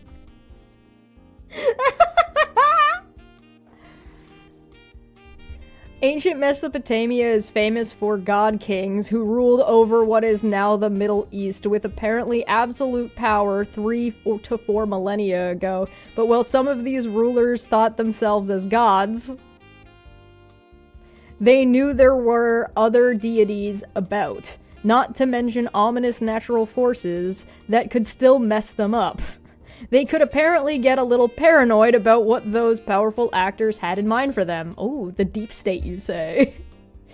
So they devoted an incredible amount of time to consulting soothsayers and priests about the gods, sort of the way some of us refresh Twitter, or refuse to go anywhere without checking Yelp first. No, that's a really bad analogy. This is a really no, that's yuck. That's a bad. I don't like that. I don't like that at all. Quote: if there is an eclipse or some other anonymous signs in the sky, said Whimsum of the Mesopotamian attitude toward signs, they want to know if it's going to affect them. Was there not an eclipse during Trump's presidency? A solar eclipse specifically after he got elected in 2016? And was he not filmed and photographed standing on the balcony of the White House looking at the solar eclipse without any sunglasses on to protect his eyes? Yelp still exists. I don't know. Does Yelp still exist? This was posted on December 16th, 2016. This is not a new article. Did that not happen? I'm pretty sure that happened. So I guess that kind of looks a little bit bad in retrospect, right? No.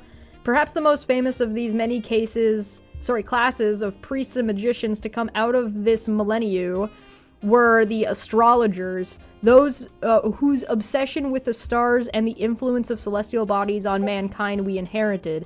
But in Mesopotamia, the top-of-the-line, future-predicting gizmo was a sheep's liver, an organ so bloody and distinctive, folks assumed it was the house of the soul, and because of that spiritual connection, an ideal canvas upon which the gods could write their wills. It was a form of... Okay, I guess that's one of the reasons why. It was a form of political prediction so valued it spawned a unique class of seers, the Baru, who took precedent over astrologers and an entire genre of literature. At least 99 of the clay tablets discovered from Mesopotamian dig sites deal with the omens to be found in livers, one of them covered in esoteric mystical annotations is actually shaped like a liver. Quote, "You didn't make any political decisions without consulting the entrails," said Winsome. "It's really one of the highest branches of academia in Babylon. Ellipses, the sheep have the final word," end quote. Traditionally, to learn a community's individual fate from a liver, a seer would ask the gods if a simple if-then, yes-no question. Then invoke a deity and sacrifice an unblemished sheep. Bracket, preferably clean sheep were seen as blank slates for the gods to write upon, but also likely had no illness, which often leave troubled marks on the liver seers would have likely have loathed. I guess... Who wrote this? Mark Hay. Who are you? Can you tell me about who... For me, sex is wet in all the wrong ways. I'm a gray asexual, my partner isn't. Real science behind penis size and race. I am a solo sexual, I prefer masturbation to partnered sex. I own a sex doll, but it's more than that. I am a porn star with a civilian partner, now here's how we navigate sex. Does testosterone affect your politics? How being a furry helped me explore my sexuality. I'm intersex, here's how that affects my sex life. How losing my sense of smell affects my sex life. What it's like to be allergic to cum. I almost...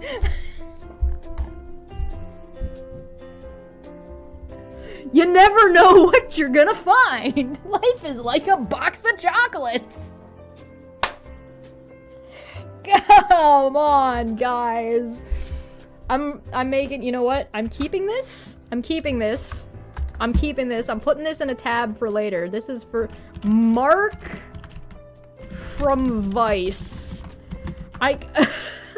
I feel like I almost want to just, like, start... This needs its own mini-series of, like, we're just gonna start reading his fucking blogs about his sex life.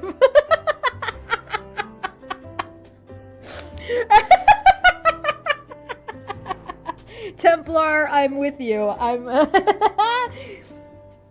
Oh my god. What the fuck?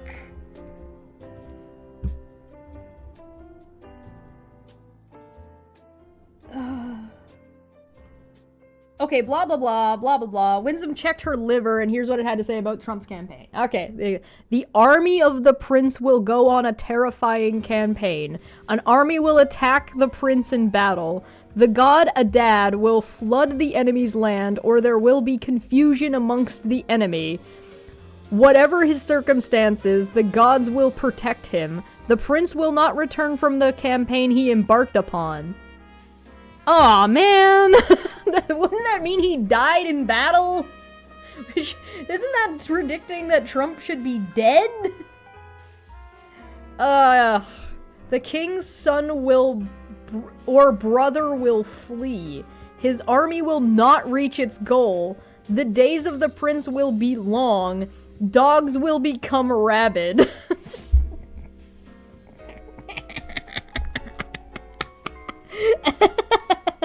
You know what? I'm starting to like enjoy this a little bit more. Like as I'm learning more about it, I'm finding this a little bit more amusing as I learn and as I educate.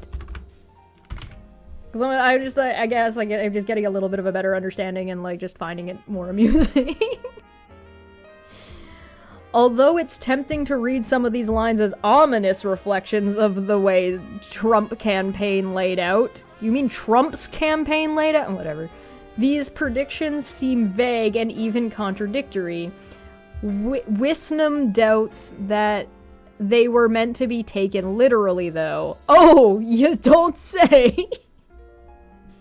Instead, to get your yes or no answer, you were meant to tally up the number of good or bad omens. In this case, the numbers came up Trump. Did they? The army will go on a the army of the prince will go on a terrifying campaign. Is that positive or negative? I'm guessing that's negative, right? Going to war is generally considered a negative thing, right? So we're gonna, my left hand is gonna be negative, my right hand is gonna be positive. All right? Okay. An army will attack the prince in battle. Negative. The god Adad will flood the enemy's land, or there will be confusion amongst the enemy. That would be positive, right? Whatever his circumstances, the gods will protect him. That would be positive. We got 2 and 2. The prince will not return from the campaign he embarked on. That's negative. The prince's son or brother will flee. That's a negative. His army will not reach his goal. That's a negative. The days of the prince will be long. That's a positive. The dogs will become rabid. It could go either way, but even if it's a positive, you've still got more negatives than you have positives, and even if you have, if it's a negative, it's negative. So it does not appear to, these numbers do not appear to come up Trump. I hate, I guess if you, maybe at best if you consider the army of the prince will go on a terrifying campaign, if you count that as a positive and you count that the dogs will be rabid as a positive, then you would have like a 4 and 4. You would have equal. You would have both negative, an equal number of negative and positive outcomes. In all fairness to the integrity of the ancient Mesopotamian auguries, Wisnam would be the first to admit that though she's one of just a handful of people alive today who understand the basics of the craft, she is not a proper diviner. Liver readers basically had the equivalent of a PhD in their art back in the day, yeah. And she didn't slaughter her own sheep. She gets visuals of livers from colleagues at Cambridge who had dealt with Armenian shepherds. Oh, so like, not only do we have not a professional here, but also we've got like degrees of separation going on. So it's, not only is the predictive measure vague at best, but also... Why does this article exist? What are we doing? For her, reading Trump's victor in Liver of a Sheep was a chance to engage with the long-dead culture she studies. I mean, I guess, but this is not... What the fuck? Liver readers in cultures where the craft is still practiced in some form, from Peru or Serbia, probably could have done a more authentic and ritually coherent job. Still, she got it right, and her prediction is at least as valid as Gada, the king of prophets monkey in Changsha, China, who led a cadre of magical animals in picking Trump. Clinton, on the other hand, got the backing of Scottish goat named Boots, a YouTuber's kitten, and the New York Times upshot election prediction model. In a way, it's appropriate that Trump got the backing of liver auguries. I mean, I wouldn't call this the backing of liver auguries, but okay. A system born of the paranoia of ancient autocrats who drew what they believed were intelligent but were actually spurious and ignorant conclusions from the world and acted accordingly. Meanwhile, our version of soothsayers will have to figure out how to rejigger their own methods of the prediction in time for the 2018 midterms of the 2020 presidential election. And in the meantime, it would be nice if someone could figure out which part of the sheep predicts Trump's behavior. That's kind of funny. Follow Mark Hay on Twitter. Do I dare? Do I dare click on this? Citation needed. Yo, I got you. Oop. Yeah, I also like imagine that traditionally you would not have a woman reading this. Do I dare click on this man's Twitter? I don't think I dare. I'm scared. I'm in fear for my life. Deeper background from the professor. Yeah, I guess we should read the deeper background, right? Or should we skip the... Oh, there's a bonus video. You know, let's skip the deeper background for... I'm interested in it, but I'm gonna put a note in here. Note, deeper background, read later. We'll read that later. But we will... Okay, so this was a legit academic? Who? What? Who's a legit academic? This lady? This winsome person? Yeah, supposedly she's an academic. There isn't a link to her stuff. Selena Winsome. I guess I can try and look her up. Dr. Selena Winsome, lecturer in the Heritage. Selena Winsome University. So if this is the right person, this might be them? I don't know for sure, though. Archaeology and ancient history? Studied the Stop! Studied the classics before taking up graduate work in cuneiform studies, yeah. Focuses on Babylonian poetry. Alongside my research, I wrote a trilogy of plays set in ancient Assyria. Subsequently, I held the AHRC Cultural Engagement Fellowship, working to build links between theaters and academic research. In October 2016, I was elected a junior research fellowship in manuscripts and text cultures at the Queen's College in Oxford, and I was a fixed-term lecturer in Assyriology at the University of Cambridge from 2017 to 2019. I joined the University of whatever in 2020 as the first lecturer in the heritage of the Middle East. Research centers on the heritage of ancient Iraq, specifically the languages, literature, and intellectual history of Mesopotamia. So I think this is it.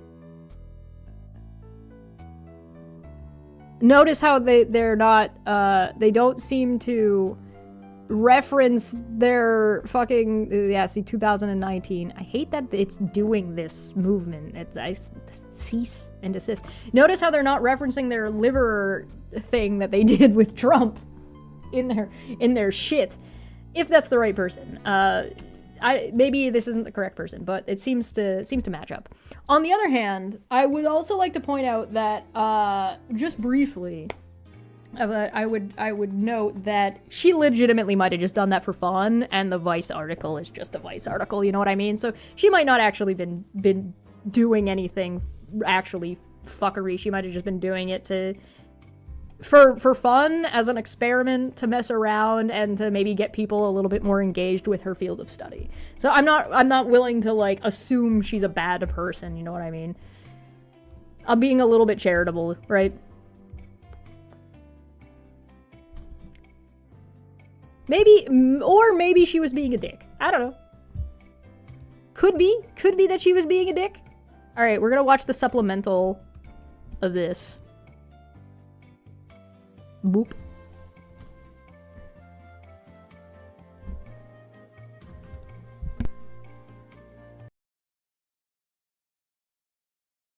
And finally, they no longer use any or draw extra, but you know they can say, I mean, that's the classical form.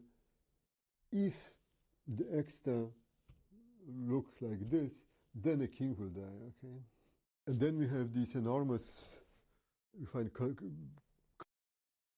collections of omens, and some of them contain thousands of entries, but most of the stuff is completely artificial, because by use of the so-called generative rules, you can create new omens ad infinitum. You no longer have to go and collect data, and it's just... Oh, sorry, it was too low. I'll put it back. Sorry.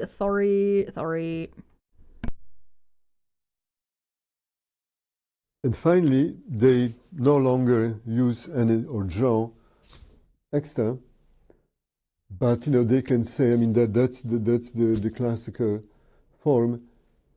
If the extra look like this, then a king will die. Okay, and then we have these enormous, we find collections of omens, and some of them contain thousands of entries, but most of the stuff is completely artificial, because by use of the so-called generative rules, you can create new omens ad infinitum.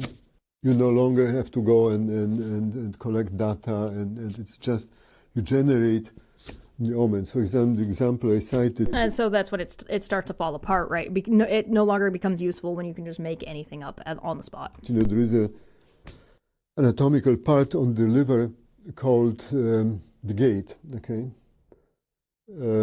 So first of all, you can duplicate number of gates. You can have 2 gates, 3 gates, 4 gates, 5. Completely. I mean, these are completely unrealistic situations, because you expect 10 gates, yes, but that's what they do. Okay. And then depending on whether the gate is on the left, on the right, again you produce new meanings, and then numbers, of course, will have also negative, positive values attached to them. Yes. So if you have a few rules, then you create a great number of new possibilities. Yes. Now I would like to show 2 examples of theoretical omens. Yeah, I mean that makes sense. And then when you start just being able to throw whatever in there and things that don't even make any sense, you stop writing things down, it stops being useful. I do like this guy, how this guy is now explaining how it fell apart and how it became bullshit. People started bullshitting it. These are 2 tablets from the collection of Yale. They're of quite large size.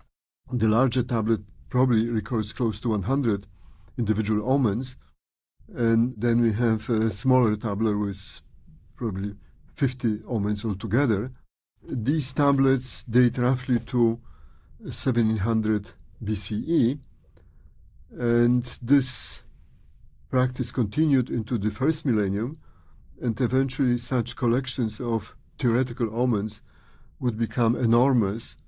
Some of the series numbered over 100 tablets, and the number of omens ran into thousands. And this type of scholarship became very popular during the first millennium BC, especially in the Neo-Assyrian period. I mean, interesting. I wonder what it's like to be somebody who studies something that is bullshit. This guy clearly thinks that this is not a viable way to garner information or it's not a useful predictive model, right? So I wonder what it's like to be hey, people used to believe this and it's bullshit, and then you spend your life studying this thing that is bullshit and how the people at the time viewed it. I wonder what that's like. I don't know. I'm not. I guess I'm technically doing that right now, aren't I? So I wonder what it's like to be a professional. Anyway, we're just about at our hour, so I'm gonna give us a quick 5 minutes, and we will be back in 5 minutes. Get that timer up, get that clock up. Let's fucking go, and we will be back soon.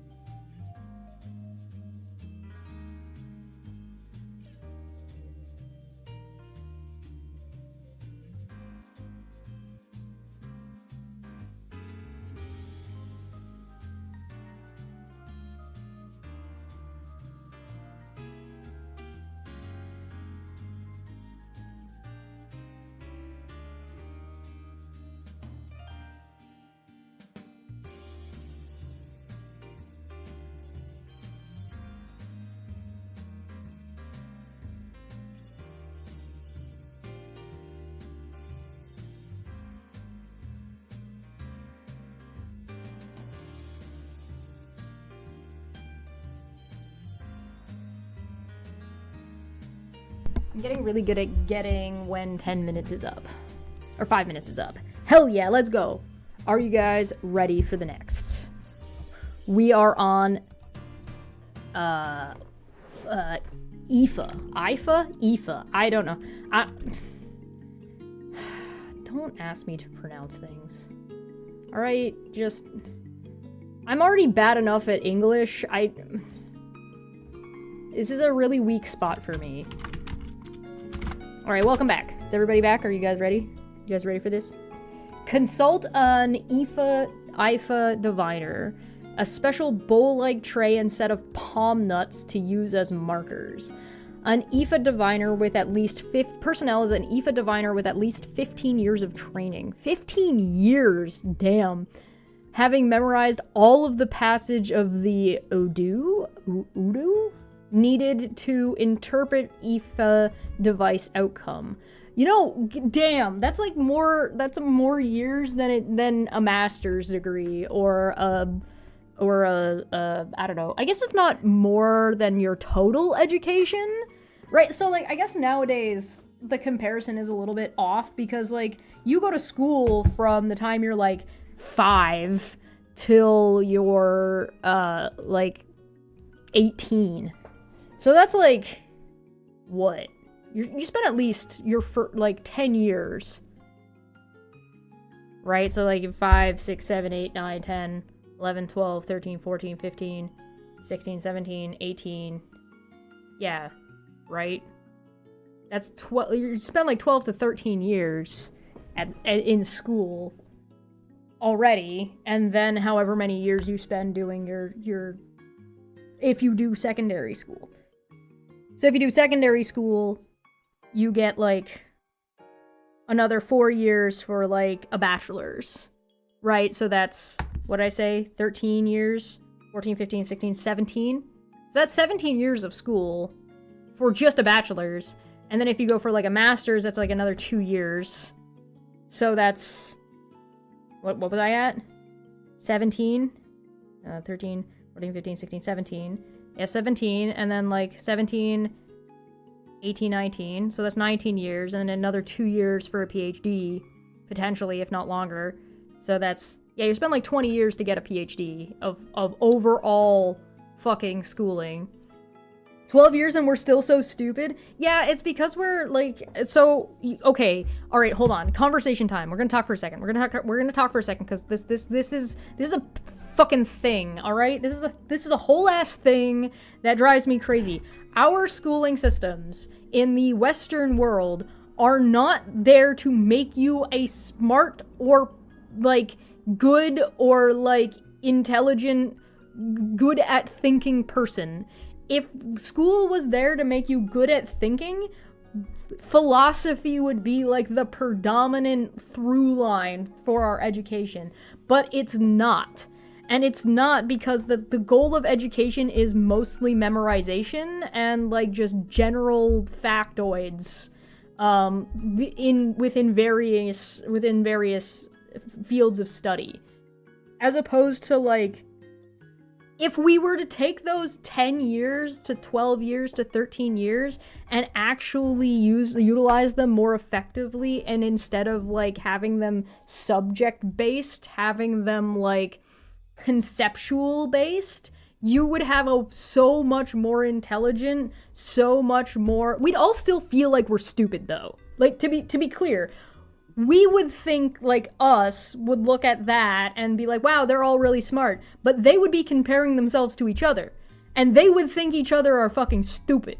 So at the end of the day, the keeping up with the Joneses mentality that you're only going to ever be comparing yourself to the other people at your level means that you're never gonna feel like you're like, oh, our society is smart. No, you're not gonna feel like that because your society is being compared amongst itself. Right? So, like, you're still gonna feel like an idiot. You're still gonna feel like 50% of people are fucking stupid because 50% of people have to be under the line. They have to be, because that's how math works. So, like, at the end of the day, you're still gonna feel like everybody's fucking dumb. Like, no matter how smart your society is, you're still gonna feel like everybody's stupid. On the other hand, On the other hand, mathematically, generally a population is smarter than just an individual. So even though 50% of people are fucking dumber than your middle line, collectively you're still smarter than like an individual would be about like any random topic. Also, we should fix our education system. And like just make it more effective for what we as a society value and what we as a society want. And we should be putting more value on philosophy, even if it's not like not like hoity-toity, sure, what is truth? Philosophy. More like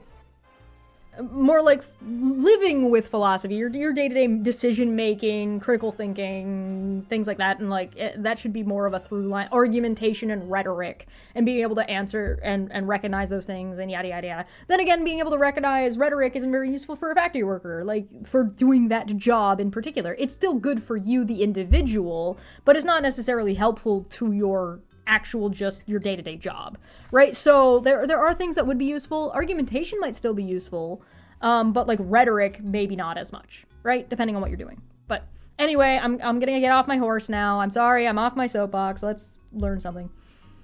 15 years is pretty good. That's a pretty considerable amount of time. Anyway, Ifa divination is practiced by the Yoruba people of southwestern Nigeria and West Africa. The exact origin... Sorry, that got a little loud. The exact origin of Ifa divination is unknown, but it appears to predate Christianity and Islam in West Africa and continues to be an important part of Yoruba culture in Nigeria and for Africans in America. For the more than 50 million Yoruba people who live in Nigeria and around the globe, the word I is governed and controlled by the numerous Orisa who inhabit the world, but have access to the habits and occurrences in the upper world, Orun, heaven, and the underworld. I'm guessing that's I-L-E? Il? Lee?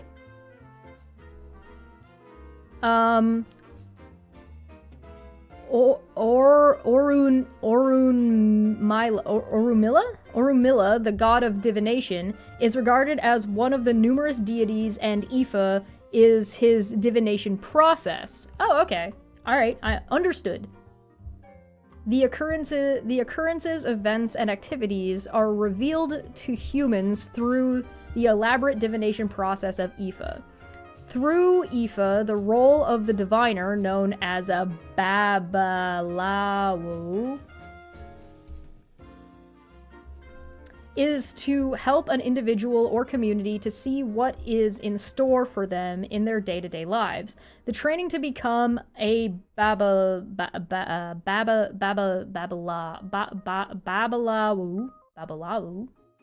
is an intense process. I'm sorry if I'm pronouncing everything wrong. I'm just a goblin. Have mercy on me. There are in principle 256 chapters in the divination process called Odu. Each one contains elaborative narratives of mythic stories related to history, events, ritual practices, etc. Importantly, the Odu is an oral tradition. Oh!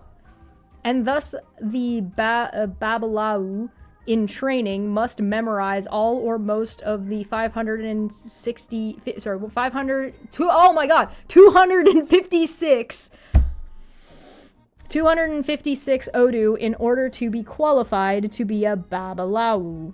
I mean, I guess if you could memorize it faster, it wouldn't necessarily take 15 years to at least do the memorization, but I guess that's probably only part of it.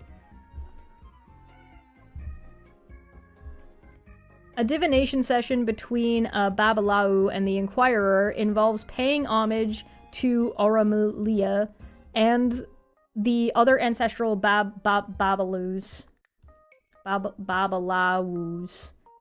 who had performed successful divinations in the past, saluting the principal powers of the cosmos, invoking the mystical mothers, without whose help the ritual will not be effectuous.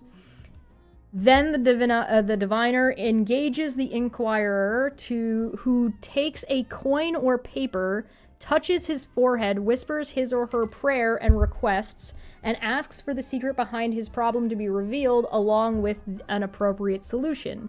Next, the diviner takes palm nuts from a divination bowl, tries to grab from his other hand most of the palm nuts, and then, with the remaining 1 or 2 palm nuts, marks the result of his activity in the powder of the divination tray. See video below for example of this practice. This process is then repeated until the diviner can make 4 sides on the divination tray. The result of this randomizing... Okay, we're putting in that... I haven't made a single note yet. Process is the Odu divination sign that the Babalau then recites. The client listens and interprets, and then the Babalau gives a solution. Sometimes... Okay, so that's interesting. So this is kind of like... It's a little cold ready-ish. Right? A cold read, like, so they do a thing, they do a ritual, they get the person in the mood, they find out what the question is, then they read out the script. So, like, they read out, like the one we read for Trump and the liver thing. They read it out and then let the other person interpret it, and then the diviner is like, okay, now that you've given me a bunch of information about what you think it is, let me tell you. Sometimes a consensus is reached in which the Babalau and the client agree to do another session in order to determine if they got exactly the exactly correct answer. The process clearly relies on human interaction as well as randomized patterns in the Eva bowl. So it's randomizing and human interpretation.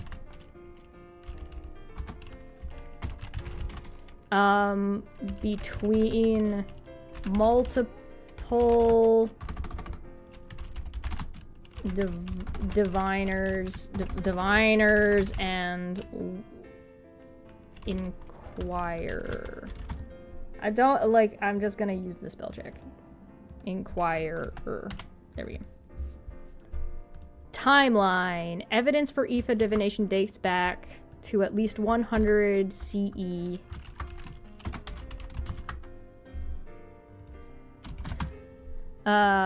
And it remains an active and important part of the Yoruba community today. Cool.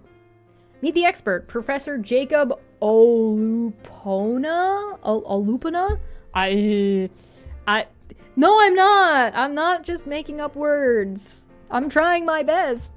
This is the professor of African religion traditions and at Harvard University. His book, City of 201 Gods, is the definitive guide for understanding the Yoruba tradition and how it spreads from Africa to the rest of the world. Professor Olupona has received the prestigious Nigerian National Order of Merit for his work.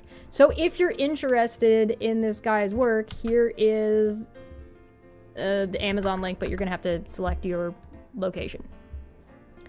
So apparently it's a really good book, although I do not recommend buying from Amazon. See if you can find it at your local library, if you still have a library where you live, depending on where you live.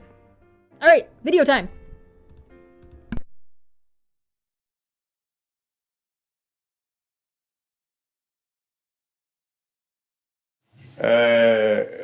In this section, we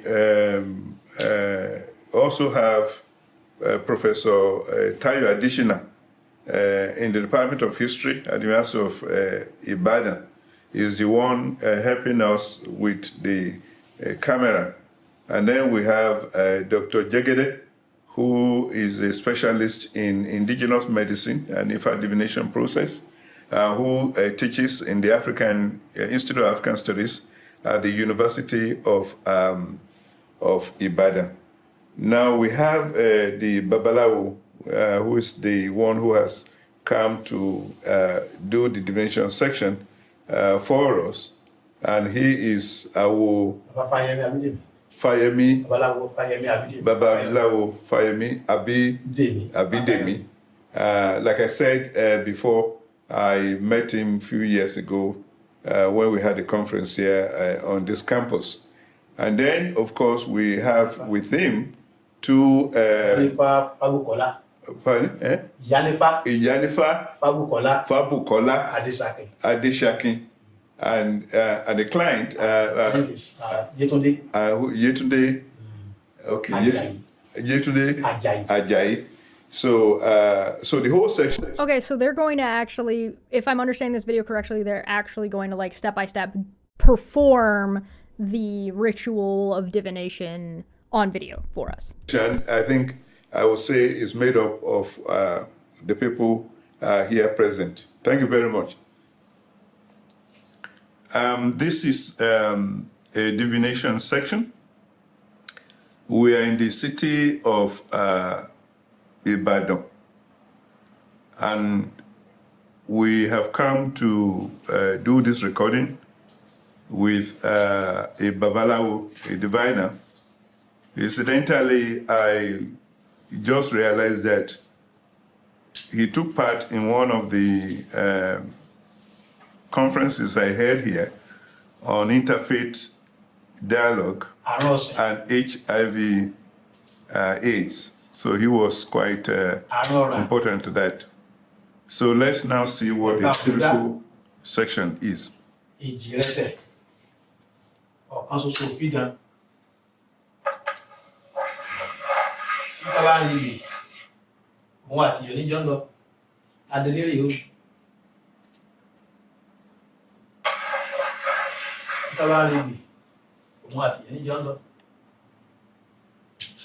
Ifá ọgbọ́ ohun tí aláníyàn ìbọn ẹ sọ ọ̀run làbára àgbọn mi lègún bọ́lá jókòó ọmọ ẹni tí fún gúrù lálọ ọ̀run làbára àgbọn mi lègún àkókò lókun ọ̀dọ́dọ́ àṣẹ̀lúdọ̀rọ̀ ọgbọ́n tí aláníyàn ìbọn ẹ sọ báyìí ọ̀run làbára àgbọn mi lègún ẹgbọ́n tí ó sọ fún yín o iwájú ọpọ́n awo níyìn lónìí o ẹ̀yìn ọpọ́n awo níyìn lónìí.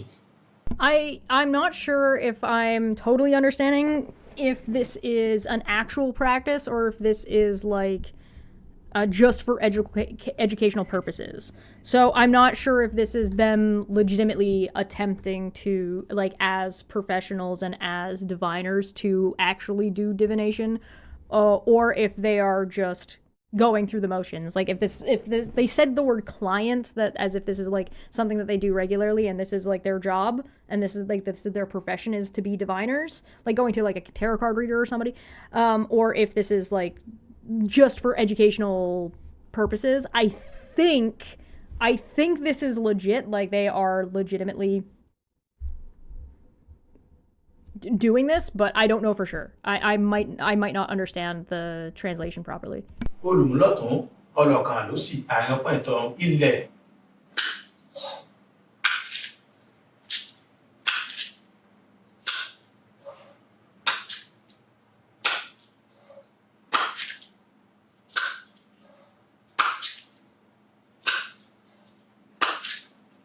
Wouldn't the size of your hand wouldn't the size of your hand greatly change the number of like things that would be in your hand anytime you like tried to pick it up and put it down? Like, wouldn't that greatly change like what your prediction would be?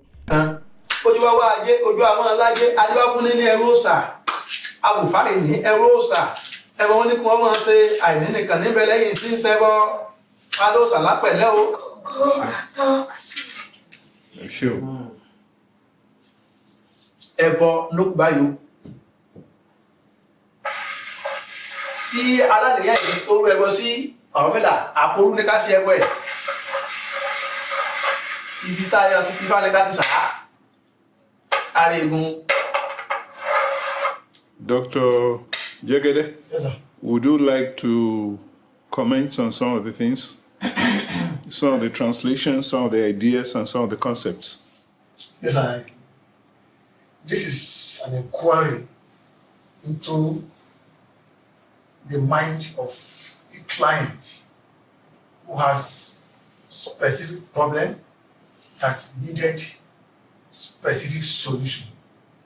And IFA, as a divination system, is an established mechanism through which, complex issues are dissected and looked into or are investigated. So the client really did not or should not expose his or her mind to the Babalawo before the divination sessions. So, oh, okay. So the question that the person is asking is not supposed to be known by the diviner ahead of time. Okay. Understood. she has to speak quietly into the money and the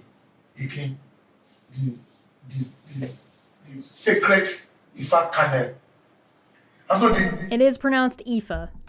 Babalawo now has the responsibilities to dig into the mind of the client, and in the process of making rigorous inquiry, what makes him a professional or a well-trained person is not just the rendition of the Udu or the oration of the language, but the ability to hit the exact problem that the client had complained about.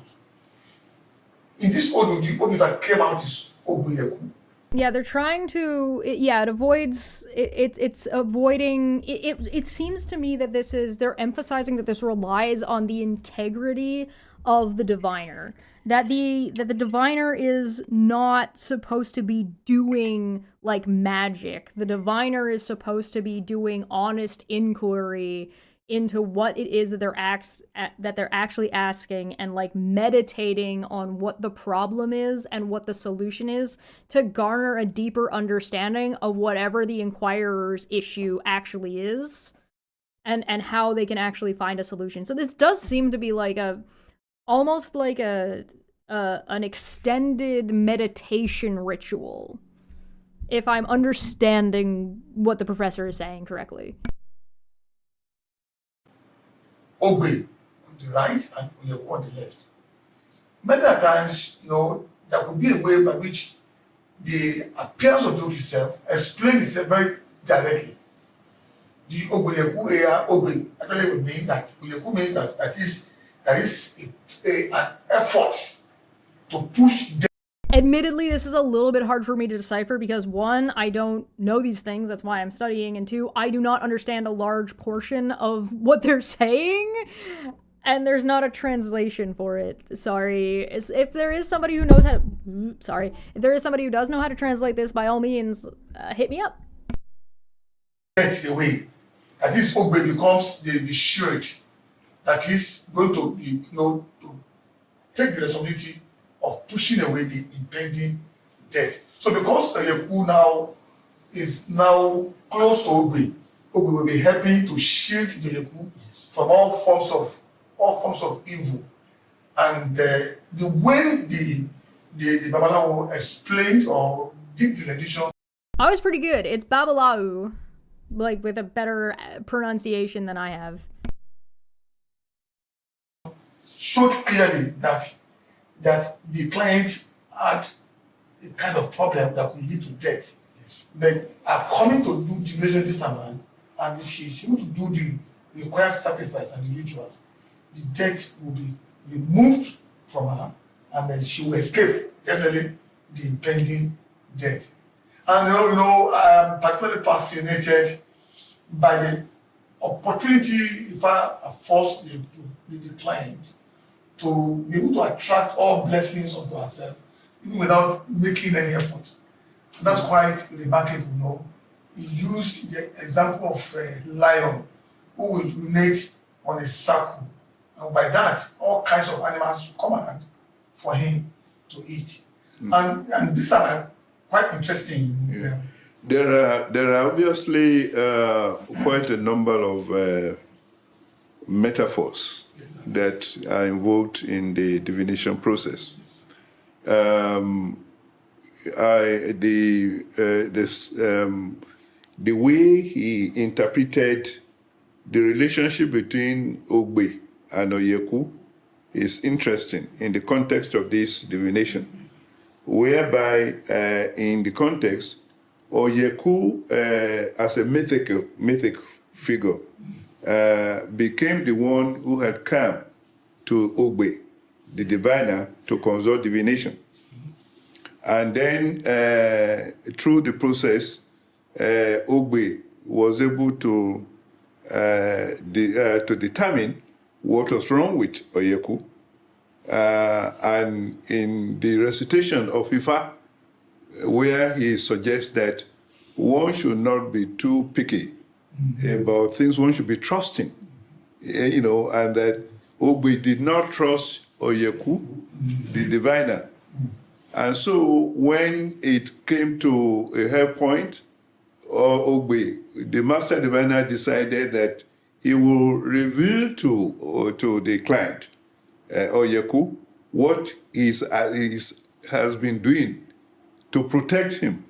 Okay, yeah, so it looks like they've got a system where it relies on, you have the diviner, but the diviner is overseen by other diviners who are masters and elders to the initial diviner. And so you have the client who's not supposed to tell the diviner what their issue is, but they are supposed to, like, speak it into the divination. And then this person is then meditating on the divination they were given, and then they give an interpretation, they give the divination, they give the oracle, or however you want to define it, and then the client responds, and either the client accepts it and then discusses it and interprets it, and then they have sort of like a meditation discussion about it and about how to move forward and what they're going to do, or the client is like, no, this is no good, this doesn't make any sense, and they appeal to the masters that are supposed to be there overseeing the system of what's going on to ensure, and those masters are there to try to ensure, I guess, the integrity of the initial diviner, and to give some kind of judgment or peace of mind to the client about whether or not the diviner there was doing a good job and what that diviner has been doing for them, if anything, or I guess if they're wrong, give some kind of guidance or punishment as necessary. Again, if that's my understanding of what I'm trying to interpret. So he then revealed to him, he made the reference to the Ajogun, the evil forces that he has been preventing from devouring him. That was almost a very interesting drama. And yet, the entire reference refers to the divination that came up, which is called Ogbeyeku. So that's also very, very interesting and fascinating to me. Now, can you comment on the sacrifice? Because after, shall we say that after he had pretended that the sacrifice had been performed, then he had to do the divination again to ensure that is the proper sacrifice, yes, and that the sacrifice has come to pass. I mean, it's accepted, yes, right? Yes. Can you comment on that? Part of the process of inquiry is to validate the exact elements that will be used for sacrifice. Okay, so if the diviner finds a problem and then says, hey, this is how you get rid of the problem, and they offer a sacrifice, then they do the divination again to ensure that the sacrifice worked and that the divination initially was accurate, so that the divining has actually changed course. And if it hasn't changed course, then you have to find another solution. So this is like a verification process, I guess. In implication, the Babalawo has no right to suggest, or to speculate, or to do a conjecture. It said inaudibly, but that guy definitely said, or to speculate. That's definitely what he said. That this will be used or what? It is the divination procedures that must dictate exactly what should be used as sacrifice. And in this instance, the Ifa didn't ask for too much. Ifa was so straight. So Ifa asked for money that whatever amount is able to offer, and that will be the required sacrifice. So this but another aspect that I think he needed to do was to ask the client. I don't know how to say it.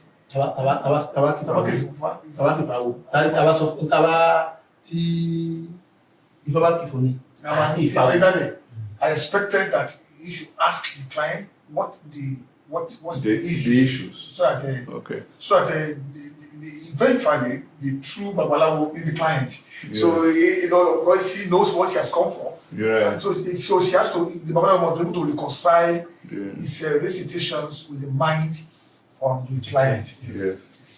Yes. That's fascinating. What would be the main difference between the use of Ikin, which is what we have used, and the use of Opele? What would be the main? Is it that the Opele is kí ni yàtọ̀ pé a lo Ikin tàbí pé a lo Opele? There is no difference because I think the Opele is faster than the Ikin. Okay. The process of the Opele is very faster than the easier. It's easier. So there's no difference. So it's not the true or the validity 1, 2, 1, 2, 1. So by using the longer. Before the Babalawo will use Ikin, they think the Ikin is the body of a particular person. Okay. That is why it is being used by Babalawo who are initiated. That is the difference. Okay. The client can come and we can bring Opele anyway. Okay. And as well, Opele is portable, is moving. Yeah, you're right. You can just be taking it anyway. But there are only certain Babalas who can use Ikin. Yes, they are particularly from people of Ijebu and Abeokuta. It is been their culture to use the Ikin. Actually, by my experience, in the Ijebu land, it is a taboo to use Opele. Is that right? Yes, and why? Because only certain people within the culture are able to do or utilize these things. Yeah, okay. They think Ikin has a superior authority as far as the validity of the divination result is concerned. Yeah, so like if anybody else just tried to divine this, they wouldn't be able to, and it wouldn't have any validity to it. Yeah, okay, yeah, that makes sense. Okay. So it is Ikin. It's superior to Opele. Okay, I see. That's interesting. All right, Eshe, thank you very much. I don't know if I understood enough of that to truly grasp what they were saying for everything, but like it seems like a really interesting process. It's also like a little bit more unique than some of the other ones. So like with Egyptian, it was clearly like the Egyptian statues were clearly like an easily, obviously corruptible thing where people who had more education and more authority were in a position of power to manipulate results. Comets were random and usually retroactively viewed upon.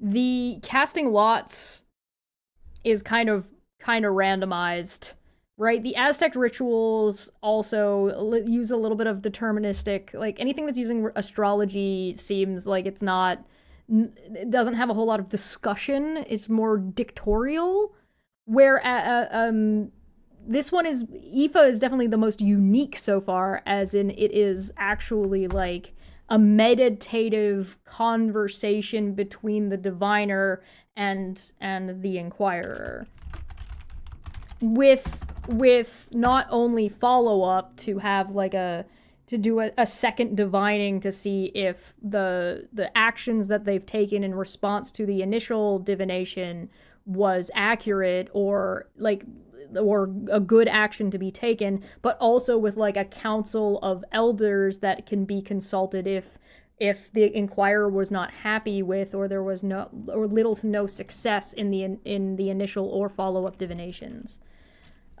So excuse me while I make some notes. You can't see. There we go.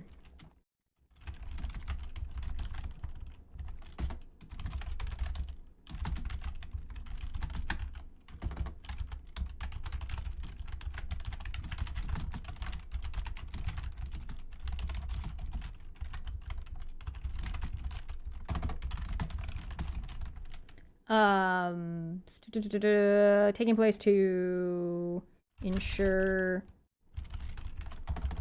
correct actions.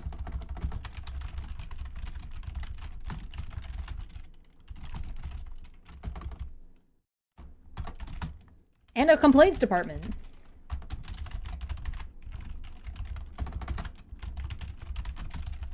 It's kind of cool that it has a built-in, like, complaints department process, because, like, most of these are just, like, dictatorial, where it's just like, hey, listen, yeah, you're doing what we tell you to do, because we're the ones telling you to do it. So, fuck off. Whereas, like, this one's like, I want to talk to your boss. And that's valid. Okay, Ifa divination systems, intangible cultural heritage.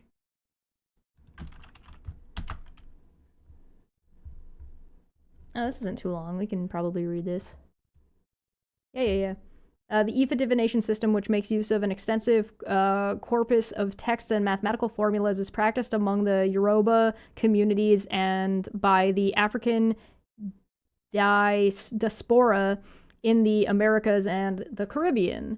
The word Ifa refers to the mythical figure Ifa or Orumilia, regarded by the Yoruba as the deity of wisdom and intellectual development.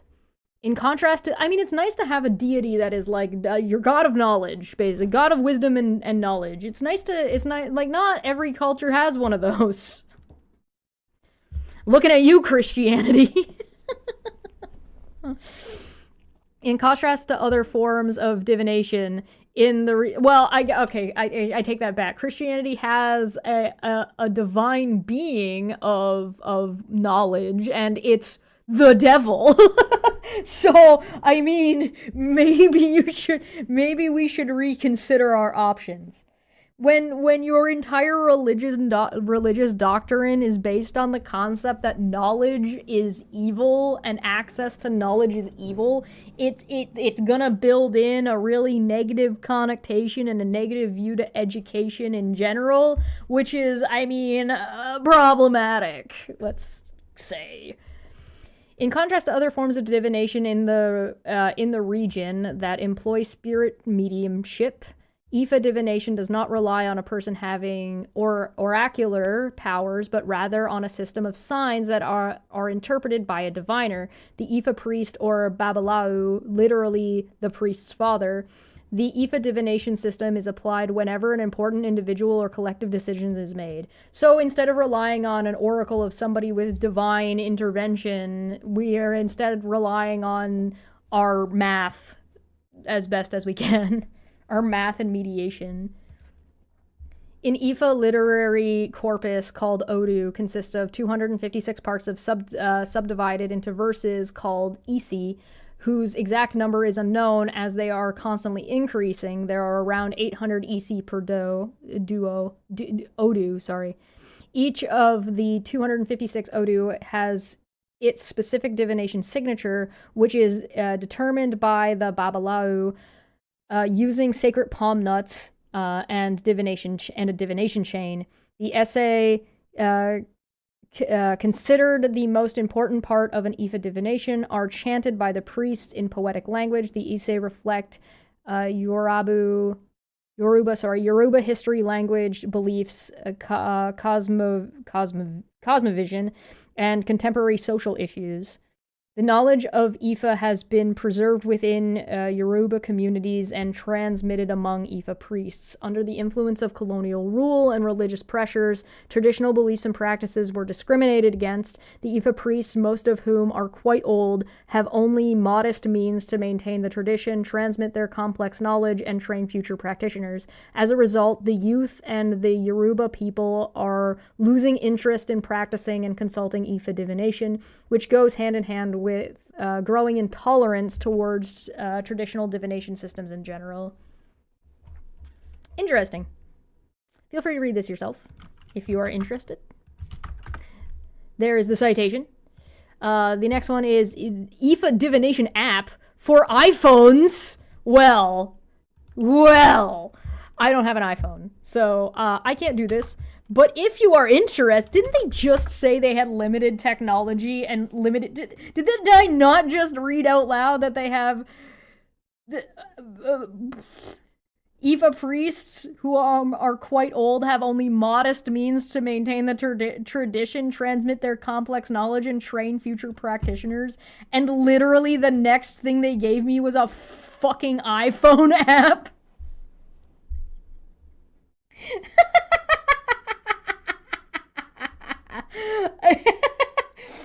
like kind of funny though, right? Like, that's a little bit goofy, right? Right? There's always an app. Yeah, right? 1, 2, 3, 4. 1, 2, 3. We got to do one more today, I think. We got one more to do. Let's turn this back on.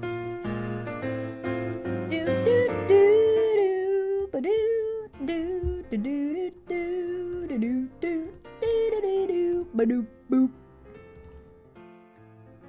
All right, how are we doing? We're at almost another hour. Should we do a break and then go to Maya's space time? Yo, Maya's space time is gonna get crazy. How long is this? Oh, this one also has like a deeper background. Oh, depending on how long those are, we'll see. Yeah, let's do our break. Doing a break in between each one of these seems like the best idea, to be honest, so far. So we'll do our quick 5, and then we'll come back. Hey, more people have smartphones than access to clean drinking water, so it's possible. Yeah, no, listen, I'm not saying it's not possible. I just think it's kind of funny. Like, it's kind of goofy. Like, it's a little bit silly to think of it. It's like, it's also very silly to think that there's more access to iPhones and smartphones than there is access to fucking drinking water. Like, what are our priorities? Capitalism. Capitalism. All right, we'll be right back.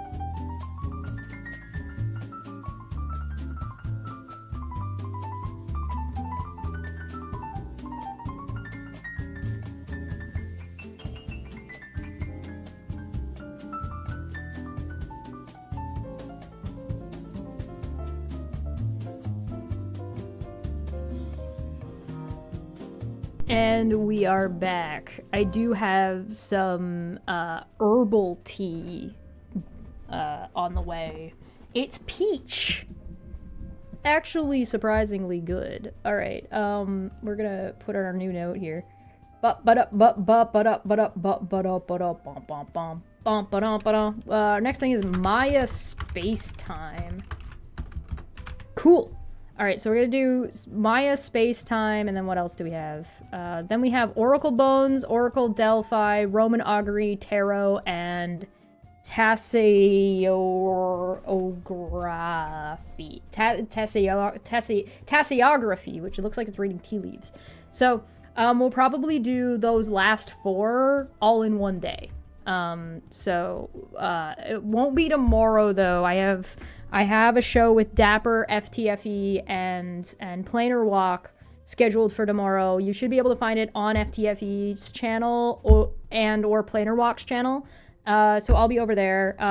It will be mirrored to, once we're done, it will get mirrored to this channel, so you won't miss it necessarily, but if you want to catch the live, it'll be live on either Planar Walk's channel or FTFE's channel, because I believe both of them are streaming at the same time. I think they're dual streaming. So if you're interested in that, feel free to join us. Also, yeah, and I've got other things to do tomorrow. So tomorrow I won't be able to. Friday is Volcano Show at 11 p.m. So I might skip Thursday and do Friday. What time is 6 p.m. Eastern, my time. 11 FTFE's time. 11 p.m. I believe. FTFE's time. I think there's a link to it already. Hold on, let me check FTFE's channel. I think he's already posted it.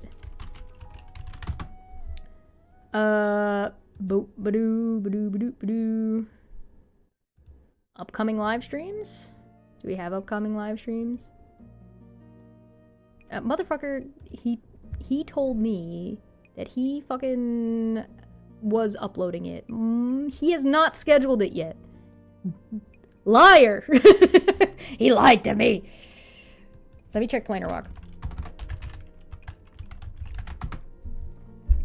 Let's check Planar Walk's channel lives. No, I don't see one for Planar Walk either, so it looks like they haven't scheduled them yet. So, too bad, I guess. It's tomorrow. So yeah. The 4 of us will be there talking shit, probably. I believe Dapper's already spilled the beans. And I spilled the beans a little bit earlier. We're talking about fucking Steve. All right, we're talking about Steve. We're talking about Steve and his crazy fucking downward spiral into the abyss of MAGA fascism.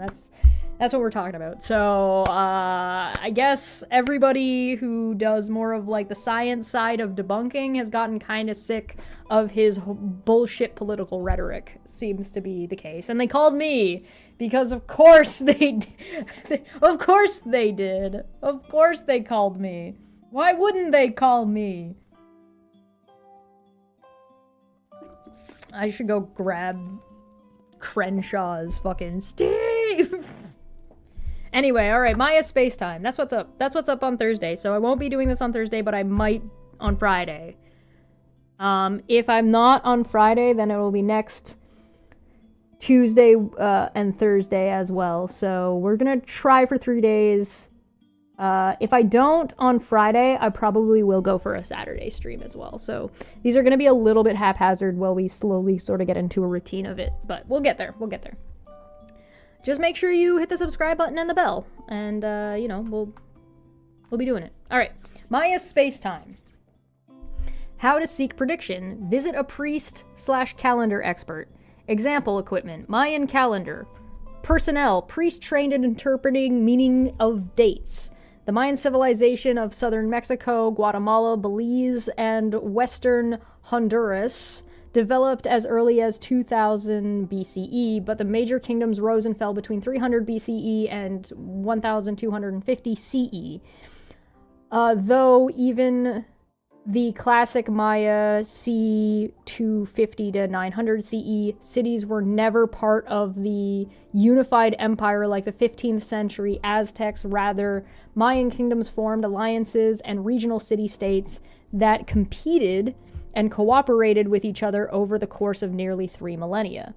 In Maya belief, supernatural beings had the power to intervene in human affairs on Earth. Only certain humans were able to interact directly with the upper and lower spirit worlds and forces, and these individuals were either royalty who serve as intermediaries between gods and humans, or specially trained priests and other ritual specialists with the appropriate knowledge tools and ancestry. Nope, ancestry is correct. All right, I'm not crazy. One way the Maya attempted to understand the will of the gods was through astronomy. Astronomer priests recorded... I guess I should write down astronomy! Man, so many of these things use astronomy. I guess it makes sense, right? Because, like, yeah, you mean you can look at space wherever you are on the planet and whenever you are on the planet, you know, unless you're, like, bogged down in too much fucking pollution, smog shit. So, like, that tracks, I guess. Astronomer priests recorded their observations of the movements of celestial bodies and other sky events, especially, like, you don't know what the sky is. Yeah, sure, yeah, no, it makes sense. Observation of the movements of celestial bodies and other sky events and their calendar dates over extended periods of time in bark paper or deerskin books called codexes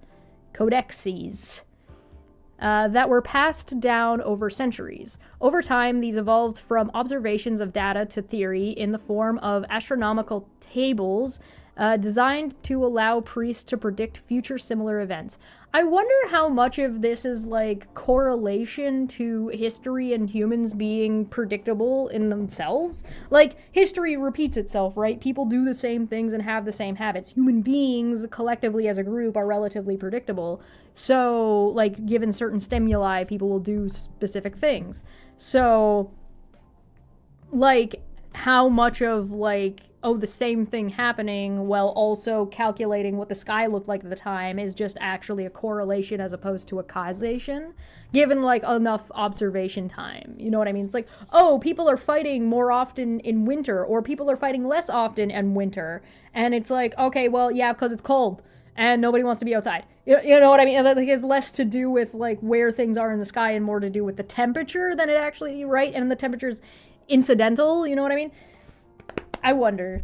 Anyway, the priests would then link the occurrence of an astronomical event with a terrestrial event, example, an eclipse occurring around the time of a king's death, and use these connections to help predict what the gods had in store for them when the next astronomical event of that type occurred again.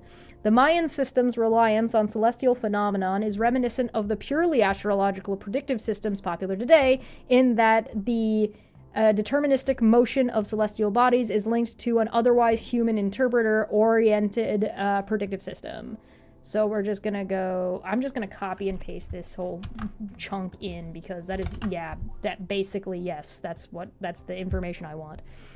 For even more background on the Maya, check out Deeper Text from Dr. Dylan Clark. Hey, a name I can read. Thanks, Dylan. Also, as you can see, do you think, like, if any of these professors and, like, educated people stumbled across my video reading their stuff, if they would get mad at me for calling Dr. Dylan Clark, thanks Dylan?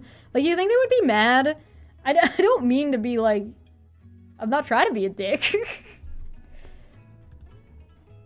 Also, you can see from images above, our course logo is inspired from the image of a Mayan astronomer from the Madrid Codex.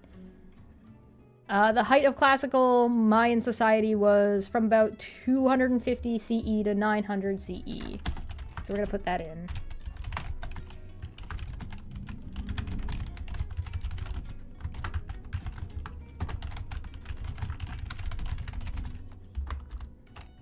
Oops. The reason I'm typing this, by the way, instead of just copy and pasting it, is because I want to put it more in my brain. Admittedly, I do remember if I'm writing better than if I'm typing, but I think that has to do with, like, I grew up in a time period when typing... Like, I'm not an iPad kid, you know what I mean? So I wonder if that correlation is going to be different for them. Anyway, like that through line for memorization.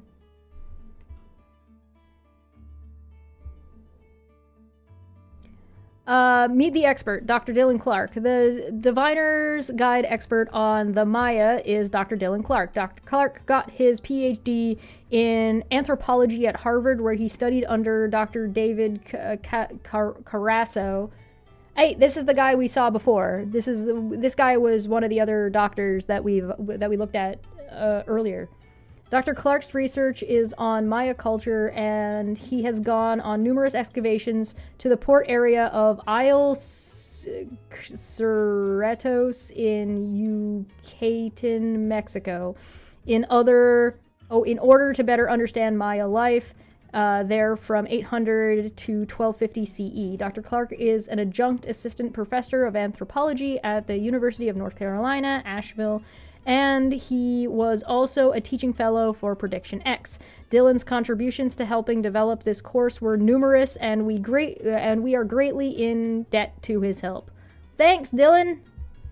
All right, let's check out his video, see what he's got to say.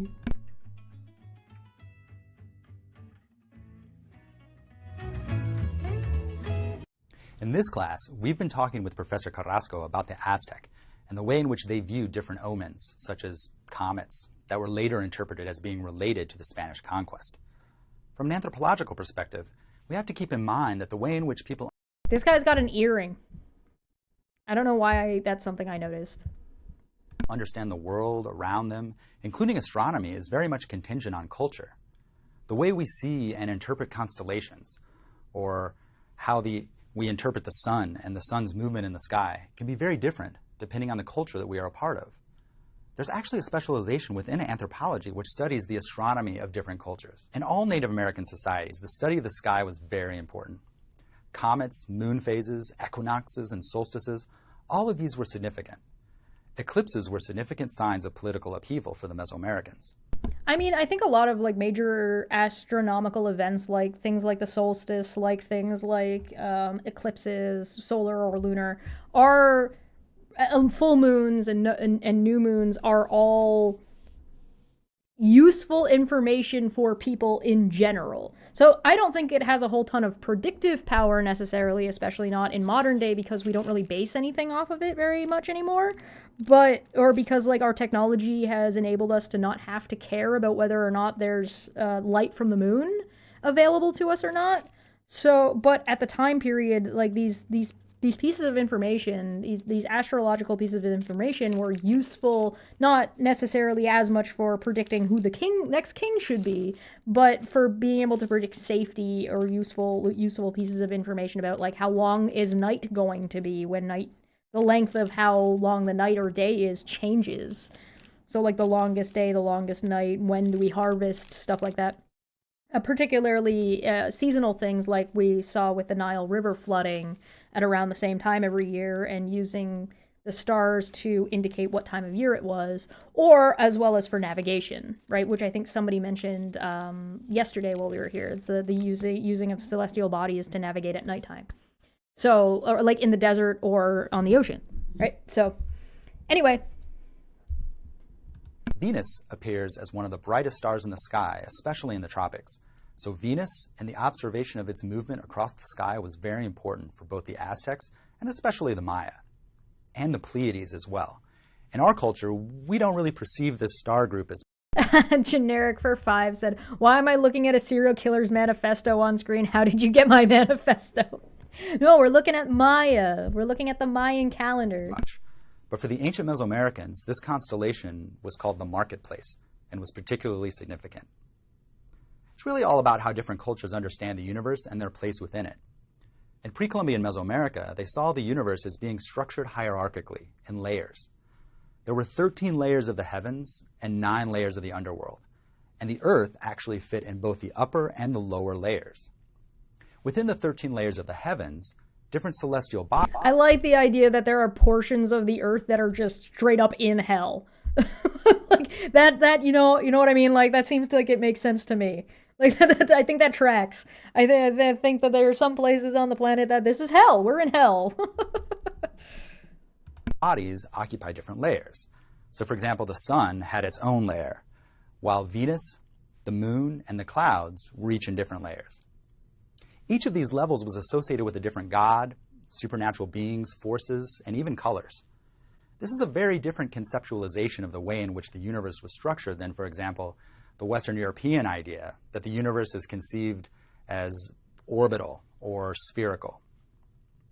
The Maya were not interested in what planets, stars, or moons were revolving around which. They were observing how things were moving in each of the 4 cardinal directions of the sky, as well as up and down, the rising and the setting. They were most interested in what we call horizon events. And it's a little bit less of, like, concerning about geocentric or heliocentric models. Also in zenith passages straight overhead. We have to understand this as naked eye astronomy. How does this affect the Sailor Scouts?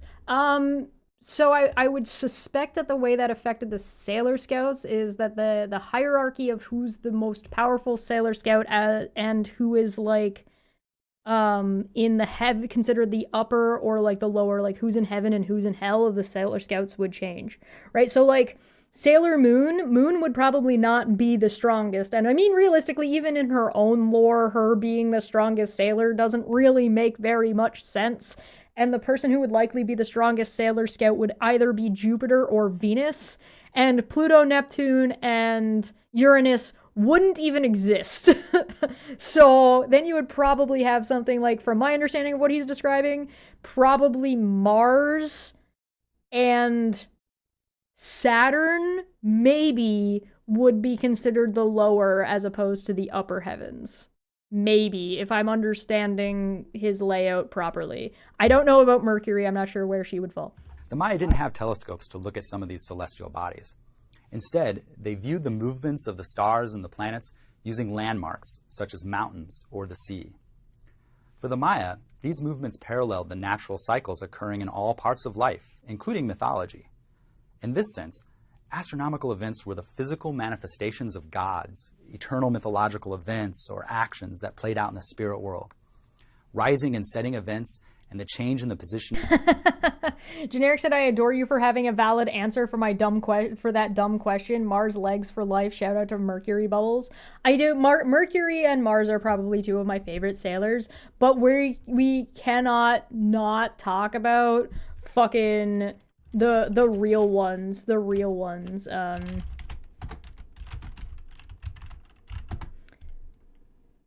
Sailor Uranus is, as we all know, the hottest fucking sailor.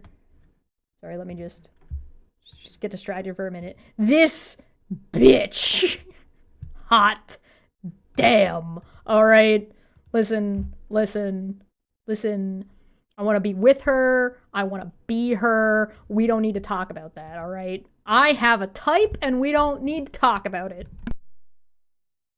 Of these events represented the battles or fundamental opposing forces or tensions between supernatural forces. Gods would rise, conquer, and then fall, as would kings on the earthly plane. Maya scribes carefully recorded the calendar dates of important historical events, such as the lives of kings, wars, marriages, and rituals, correlating them with natural cycles observed by astronomers and diviners. They even constructed buildings that were designed as observatories to more accurately cite the appearance, disappearance, and movement of stars across the plane of the sky. These were also temples for the veneration of the deities that were associated with these celestial bodies. Even more vital was the question of how human activities in the earthly plane would ensure that these necessary universal cycles continued. And all of this relates, of course, to the calendar. I will say this guy does seem to be the guy who knows how to do like vlog video styled, like, for YouTube presentation, as compared to some of the others that seem to be like a little bit more, I'm a professor and I'm doing my professor thing. This guy's like, I'm going to present this in like a video format. So that's kind of cool. That's probably why he's the guy who like did all the help up here. That's like, That makes sense. Thank you so much for the gifted membership. It went to Humor in Politics. Congratulations. Enjoy your membership. Enjoy your emojis. Enjoy your puck emojis, your bull emojis, your dumpster fire emojis, and your forever screaming goblin emojis. Wonderful. We've been talking in this class with Professor Carrasco about how divination for the Aztecs was very much about the calendar. The Maya were also very, very interested in the movement of time and in connecting the calendars up to larger cycles of time.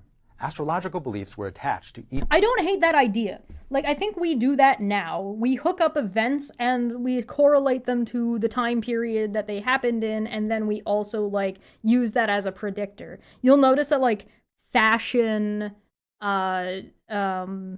memes, like the meme cycle and the news cycle, and like what's happening in different places at different periods of time, and sort of where the development of a nation or a culture is at in like a timeline, is all things that we track and seem to have an interest in general. Like that does seem to be something we still are very, very much in tune with and very, very much interested in. Yeah, humans love patterns. Yeah, so we definitely look for patterns throughout history. So like right now, if you want to talk, like the big one that's going on right now is talking about imperialist China, as well as talking about the United States and the correlation to its propaganda usage and how it correlates to 1930s Germany, as well as that cycle of like the rise and fall of a democracy, or the rise and fall of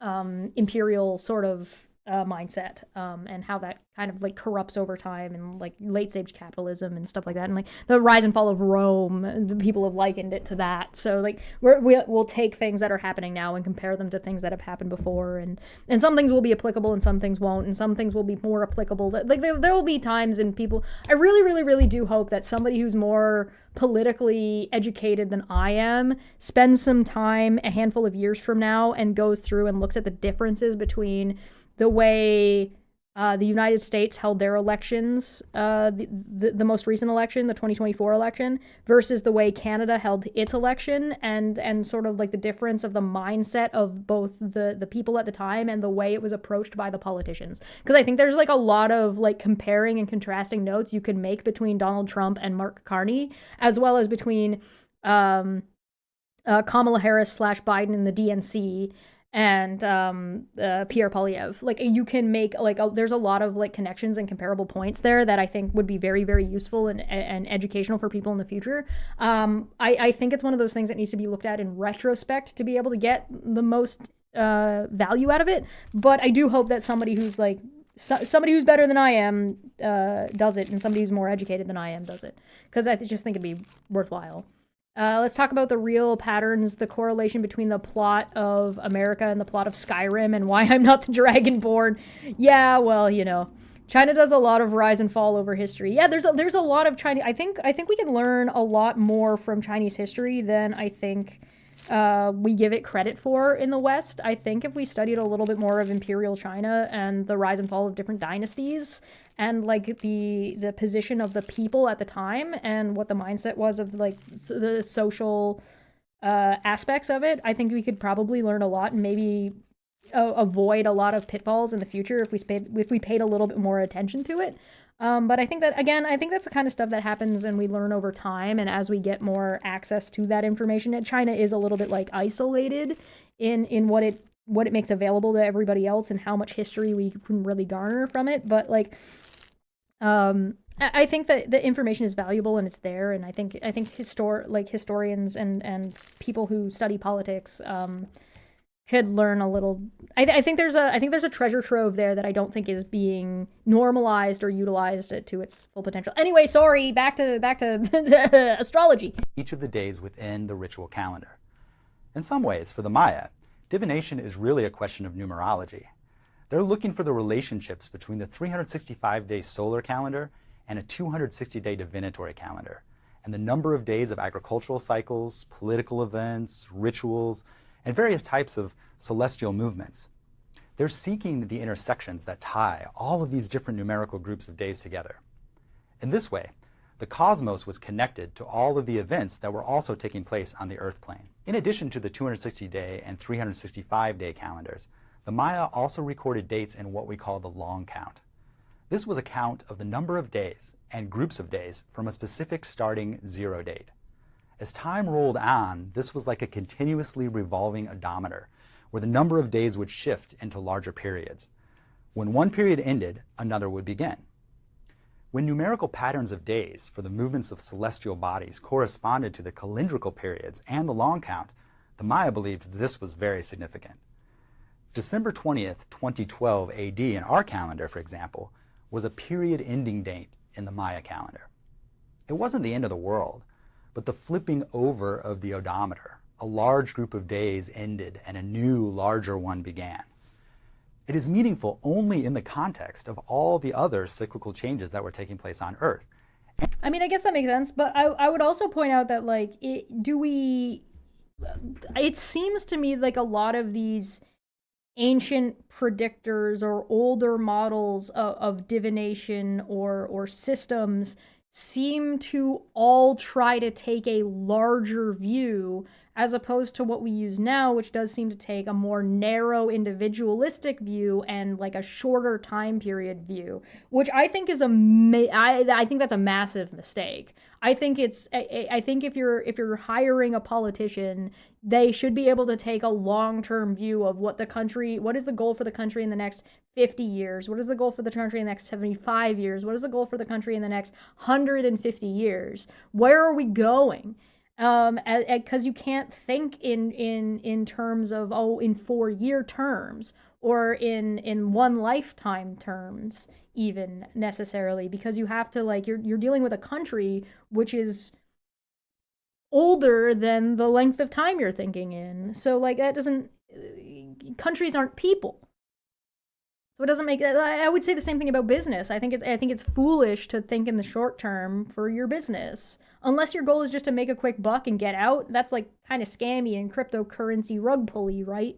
But if you're gonna try to actually establish a business, you should be thinking in long-term format and sustainability and plateaus and like growth plateau, instead of infinite growth, which is just a fool's errand. Right? It might be beneficial in the short term, but in the long term, it's a bad idea. So I think that there's value in maybe like kind of taking a step back and taking like a wider global long-term view of things in general. And the upper world and underworld layers that correlated with it. The changing of the long count was like the year 1999 on our calendar, a cultural reference point, but not the end of time. Yeah, I mean, I guess 2012 is a fine cultural reference point. I feel like we're gonna end up being like, oh, the before COVID and the after COVID. It's gonna be 2020, not 2012. Everybody was like, oh, it's gonna be the millennia and then like the new millennia, and that's gonna be our turning point. Turns out 2020 is just such a fucking clusterfuck. It works very similar in psychology when you take a large blanket idea and then distill it down into the individual. It's building a foundation. Yeah, no, I get what you mean. It's like you don't necessarily want, like, not everything applies to an individual in the same way, and like sometimes you can take ideas, smaller ideas within a larger concept and apply them to the person, and then once they have those foundations down, then they can start expanding into the rest of the concept. Divination in the Mayan calendar gives us this horrific looking website. Oh god, I hate that. I'm not reading that. That's gonna cause me physical pain. Ancient times, earliest Mayan astronomical calendar unearthed in Guatemalan ruins, which looks like it's an article about that, which is kind of, oh look, there's some of the math. So yeah, if you're interested in that, very cool. I'm sure we'll get into like numerology eventually. Why the 2012 prediction was flawed from NASA. So, oh, nope. Stay up to date with the newest articles. I don't see the article, so it looks like that link is broken. All right, deeper background. Like other Mesoamerican cultures, the ancient. We have enough time to do to do this one, so we'll read this one. Unlike the other one, which we didn't. Like the other. Oh, hold on. Boop. Get our vibe on. Like other Mesoamerican cultures, the ancient Maya were very interested in the passage of time, and their calendars organized time to interrelated cycles of days. This is just the stuff that he said. I think that's just the stuff that he said. All right, we're done for today. Yahoo! Our next one is Oracle Bones. Do we have enough time to do Oracle Bones? We might just have enough time for it.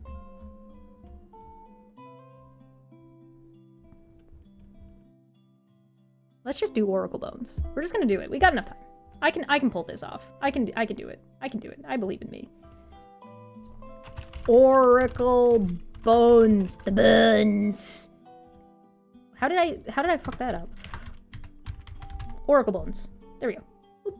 No, don't click the don't do it. Don't click the dot. We don't want the dot. Oracle Bones.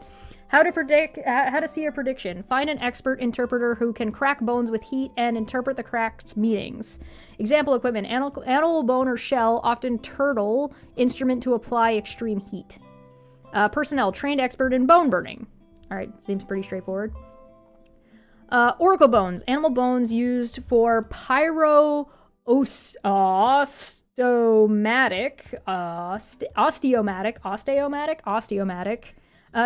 divination rituals in East Asia, are one of the most important types of bone artifacts in Chinese Neolithic and Bronze Age sites, and the source of inscriptions representing the earliest written text in ancient China. Pyro-osteomancy is, in general, a process where random cracks, so this is going to be #random, #random lol, cracks appear in a bone after it is heated by fire or a hot poker, and the pattern of the cracks is interpreted by a human. Expert. Typically, in ancient China, some inscription is made on the bone after the ceremony, recording what might or did happen. And I mean, that's one of the reasons why China is so historically studied or historically valuable, is because they fucking wrote. Same with Egypt, right? They actually just wrote so much shit down. So much of it is actually just fucking written. Although these inscriptions remain the focus of most research, oracle bone use far predates the inscribed examples and continues after they were a primary medium for writing. According to published data, the earliest oracle bone in China came from sites in northern China that dated back to the 4th millennium BCE. Between the 3rd millennia and the late 2nd millennia BCE, oracle bones divination became increasingly specialized and focused on a limited variety of animal taxa, and it was associated with individuals and institutions that held positions of power in early Chinese politics. That's that trifecta I keep talking about. Based on the inscriptions on the Bronze Age oracle bones from the site of Yinshu in Anyang, Henna, we know that the burning of these bones was a central part of a system of prognostication that was associated. We know how to pronounce that right. That was associated with decision-making by the royal court of the Shang dynasty. We can further infer that the other examples of oracle bones that are not inscribed represent divination practices in various contexts in early China and represent the significant role that divination practices had in helping people make sense of the dynamic and unpredictable world within which they lived. Timeline. Chinese bone burning was most common during the Shang dynasty, which started around 1600 BCE and lasted until 1046 B, when the Shang... Oh, you guys can't see what I'm typing. Oop. There you go.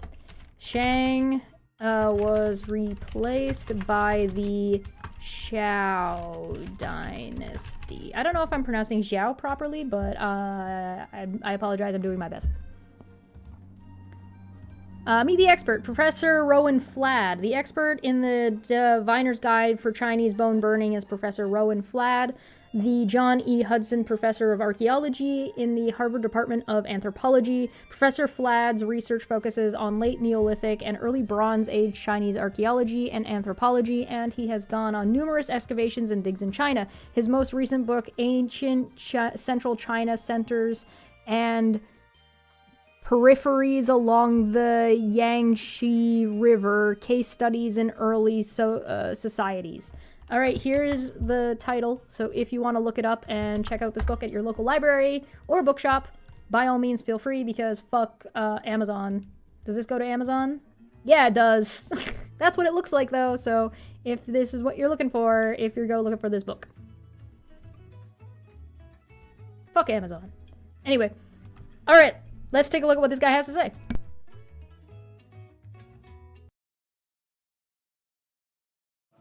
My name is Rowan Flad. I'm a faculty member in the anthropology department here, and I work on archaeology in China. And so what I'm going to tell you a little bit about today is a prediction method, a divination process that was used in early China. And in particular, I'm going to be talking about a period in Chinese history at the beginning of the dynastic cycle, so about 3,500 years ago, associated with a dynasty called the Shang dynasty. Have any of you ever heard of the term dynasty. oracle bones? Oracle bones often bring to mind writing. And the reason for that... You know what? I'll give this guy one thing. He seems invested. He doesn't seem bored. He seems like he's invested in what? Shang dynasty, not Shang dynasty. Shang dynasty. Is that the first inscriptions known from China, first writing we know from Chinese context, and the first historical documents we have come from bones like these. And so the documents that we have that mark the beginning of the historical record in China are divination records for the most part. And they're records that document a... Oh, that's really interesting. So like the first documentation is divination documentation from the bones. That's cool. Series of questions or issues that the Shang court wanted to know more information about from the spirit world around them. Inscriptions were first identified by an aristocrat who lived at the very end of the 19th century, beginning of the 20th century, named Wang Yiru. And he was sick and had some member of his household go to the apothecary to get what were sometimes referred to as dragon bones. These were essentially bones that were found in archaeological contexts that would then be ground up into powder and added into medicine. And those powders were thought to be beneficial to one's health. And so he sent somebody out, and they brought back some bones. Were they? Were they beneficial to somebody's health? I mean, bones would have, like, essential, like, calcium and maybe iron in them. Like animals eat bones sometimes to supplement their diets and things like that. So, I mean, maybe it was helpful in some regards. I don't know. Bones, I'm curious to know, like this. And what we have on here is an inscription that's a fragment of a divination record. Wang Yiru recognized that this was writing because he was a scholar himself. He recognized that they bore some similarities to... so they literally just got this professor doing a talk for students, and that's why it sounds like this. To characters that he knew from archaic contexts. And he started to compile these, buy them up from apothecaries around all over the place. We learned a lot about the Shang based on these, and what we've learned mostly about is what the Shang royalty were most concerned about, and they were divining about. Each of these divination inscriptions has several different sections. Well, they don't all have it, but a complete one has several different sections. It has a date on it, which is very important. Now, these are not absolute dates. They're dates in a cycle of 60 days. So there's a 60-day cycle, and each of these inscriptions, when they're complete, will have 2 characters at the beginning of it that mark the date within the 60-day cycle. Then they will tell you about who it is that was responsible for the divining. And then after that, there's a chart. Does that seem really detailed to anybody else comparatively? So like with what we've looked at and what we've read about up to this point, do these oracle bones not seem to have like so much detail inscribed onto them? They've got the date, they've got who the diviners were, what the divination was. There's basically what the question was, the topic? A topic about which the diviners wanted to know. And then what would have happened is you would have had diviners who recorded the dates. They recorded the topic that they were divining about, not on the bones initially. Then they wait to see what happens, and then they record the result. And then all of that is inscribed onto the bones in certain cases. That's so much information. How do they inscribe all that onto tiny bones? That's nuts. Man, no wonder this is the same, I shouldn't say much. These are the same people that inscribe things on a rice. I mean, fuck. Why am I surprised that they were able to write things on tiny bones? Maybe some of the bones were bigger. I don't fucking... Shit, dude. Oh, man. That's so cool. This was not the beginning or the end of oracle bone divination in China. In fact, it started a couple thousand years earlier.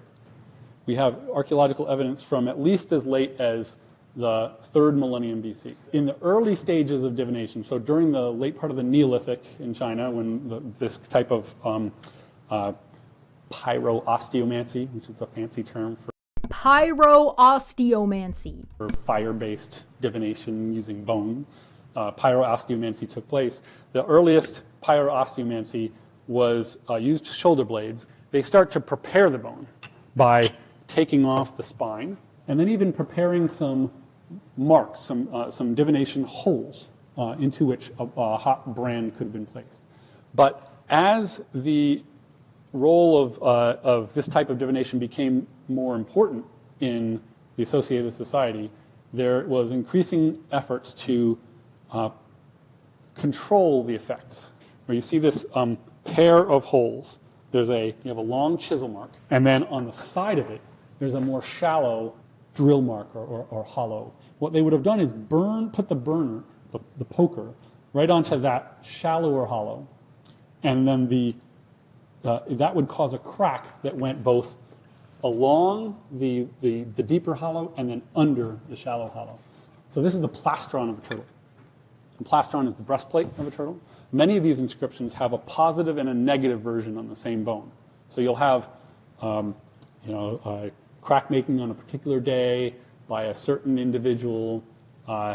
We will have good harvest. And then on the other side of the suture, for example, you'll have exactly the opposite.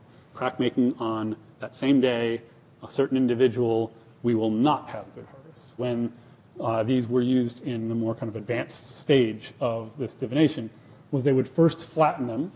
And so you have an area that becomes a big flat bone, like this one, right? And it's on these big flat areas that the divination would have taken place.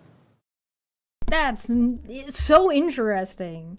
And China's so interesting. There's just man, I'm really glad we picked this course to do first, because like as much as I don't think that I would be able to do this, or I think that it would be useful to me in particular for like asking what I want to have for breakfast tomorrow, or will I succeed in my studies, it's so, like just learning about all the different cultures is so interesting. And yeah, I think I agree that we the thing that we've come to is the modern day version of astrology is literally the worst version of everything we've looked at so far. Like, why are we using the worst fucking option?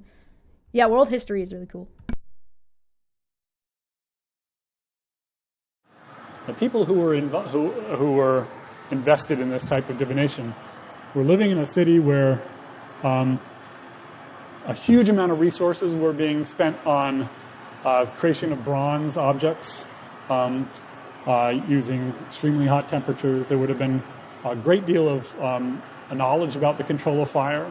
They were also creating all sorts of tools and objects out of bone. controlling fire temperature and the heat of a fire when you do not have a temperature gauge is also kind of crazy.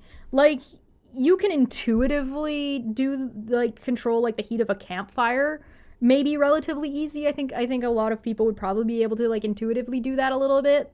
But, like, to be able to manage and, like, maintain certain levels of heat within, like, a specific range necessary for doing some of the stuff, like, and some of, like, the, not just, like, this bone stuff, but also things like cooking and things like, melting specific metals and metalwork is pretty fucking crazy. Like, that's, like, any kind of, smithing work that used things besides just iron and stuff, like, even just getting the iron out of, like, and melting it down.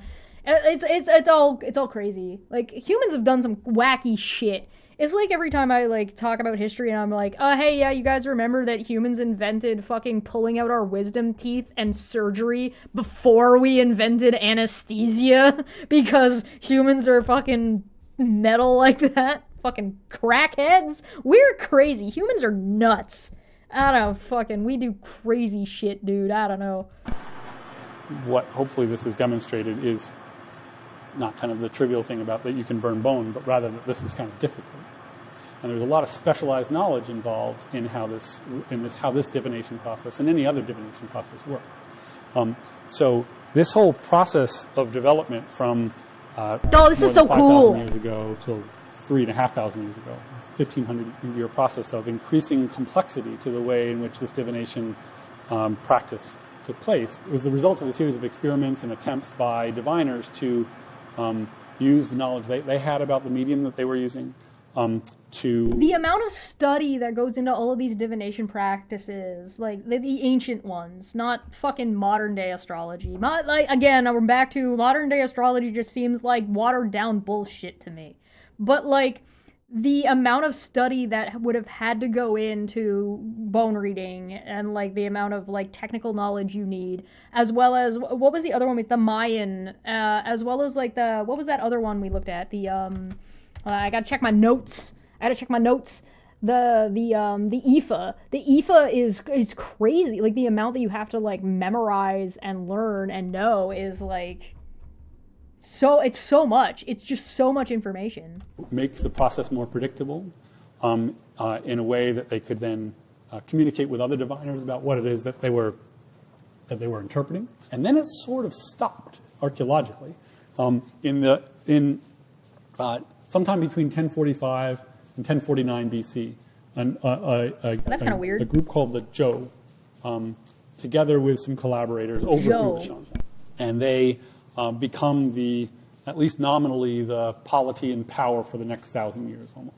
The transition from the Shang to the Zhou was one that was fraught by kind of military conflict and kind of transitions in power, but also changes in terms of the way that ritual practices took place. It's clearly not the case that the Zhou polity and the center of it was as invested as the Shang were in using divination as their main means of, using bone-based divination as their main means of communication with the ancestors and as a decision-making tool for political, social, and kind of economic maneuvering. Well, particularly if there's, like, military...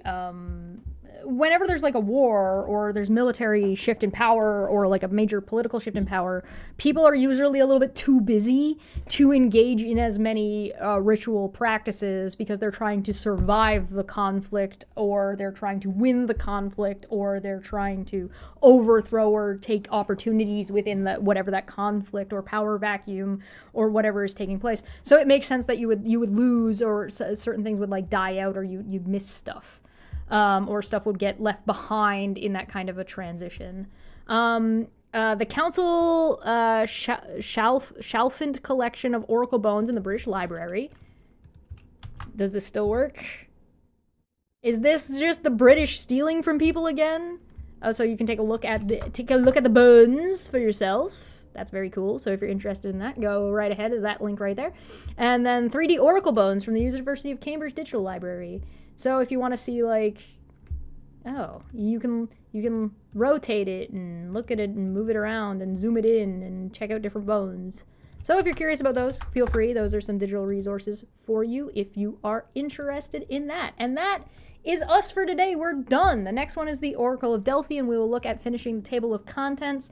I'm not going to be live tomorrow because I'm going to be live other places, but I will be finishing the table of contents before the beginning of next week. So whether that is Friday or whether that is Saturday, we will see. It'll be one of those 2 days because I have Dungeons and Dragons on Sunday in my house. So I'm going to get out of here. Thank you so much for joining me. I really appreciate it. Like, subscribe, all that good shit if you want more of this and if you're interested. Again, these will be later. These will be coming out in video format where they're going to be like more succinct and divvied up into each one into shorter videos. So if you're interested in that, make sure you look out for that, and it'll make these things kind of easier, and it'll take out me going on to like on some sort of rampage talking about something that's only like tertiarily related, as I tend to do.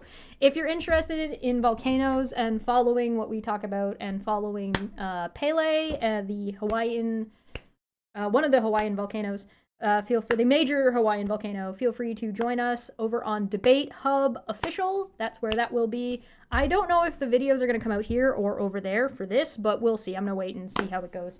And then Dumbfuck Friday is next Friday. So join us for that. I'm going to get out of here. Thank you so much for joining me. I really appreciate you guys coming with me on this bunch of wacky nonsense, and it's a good time. So I'll see you guys soon. Bye!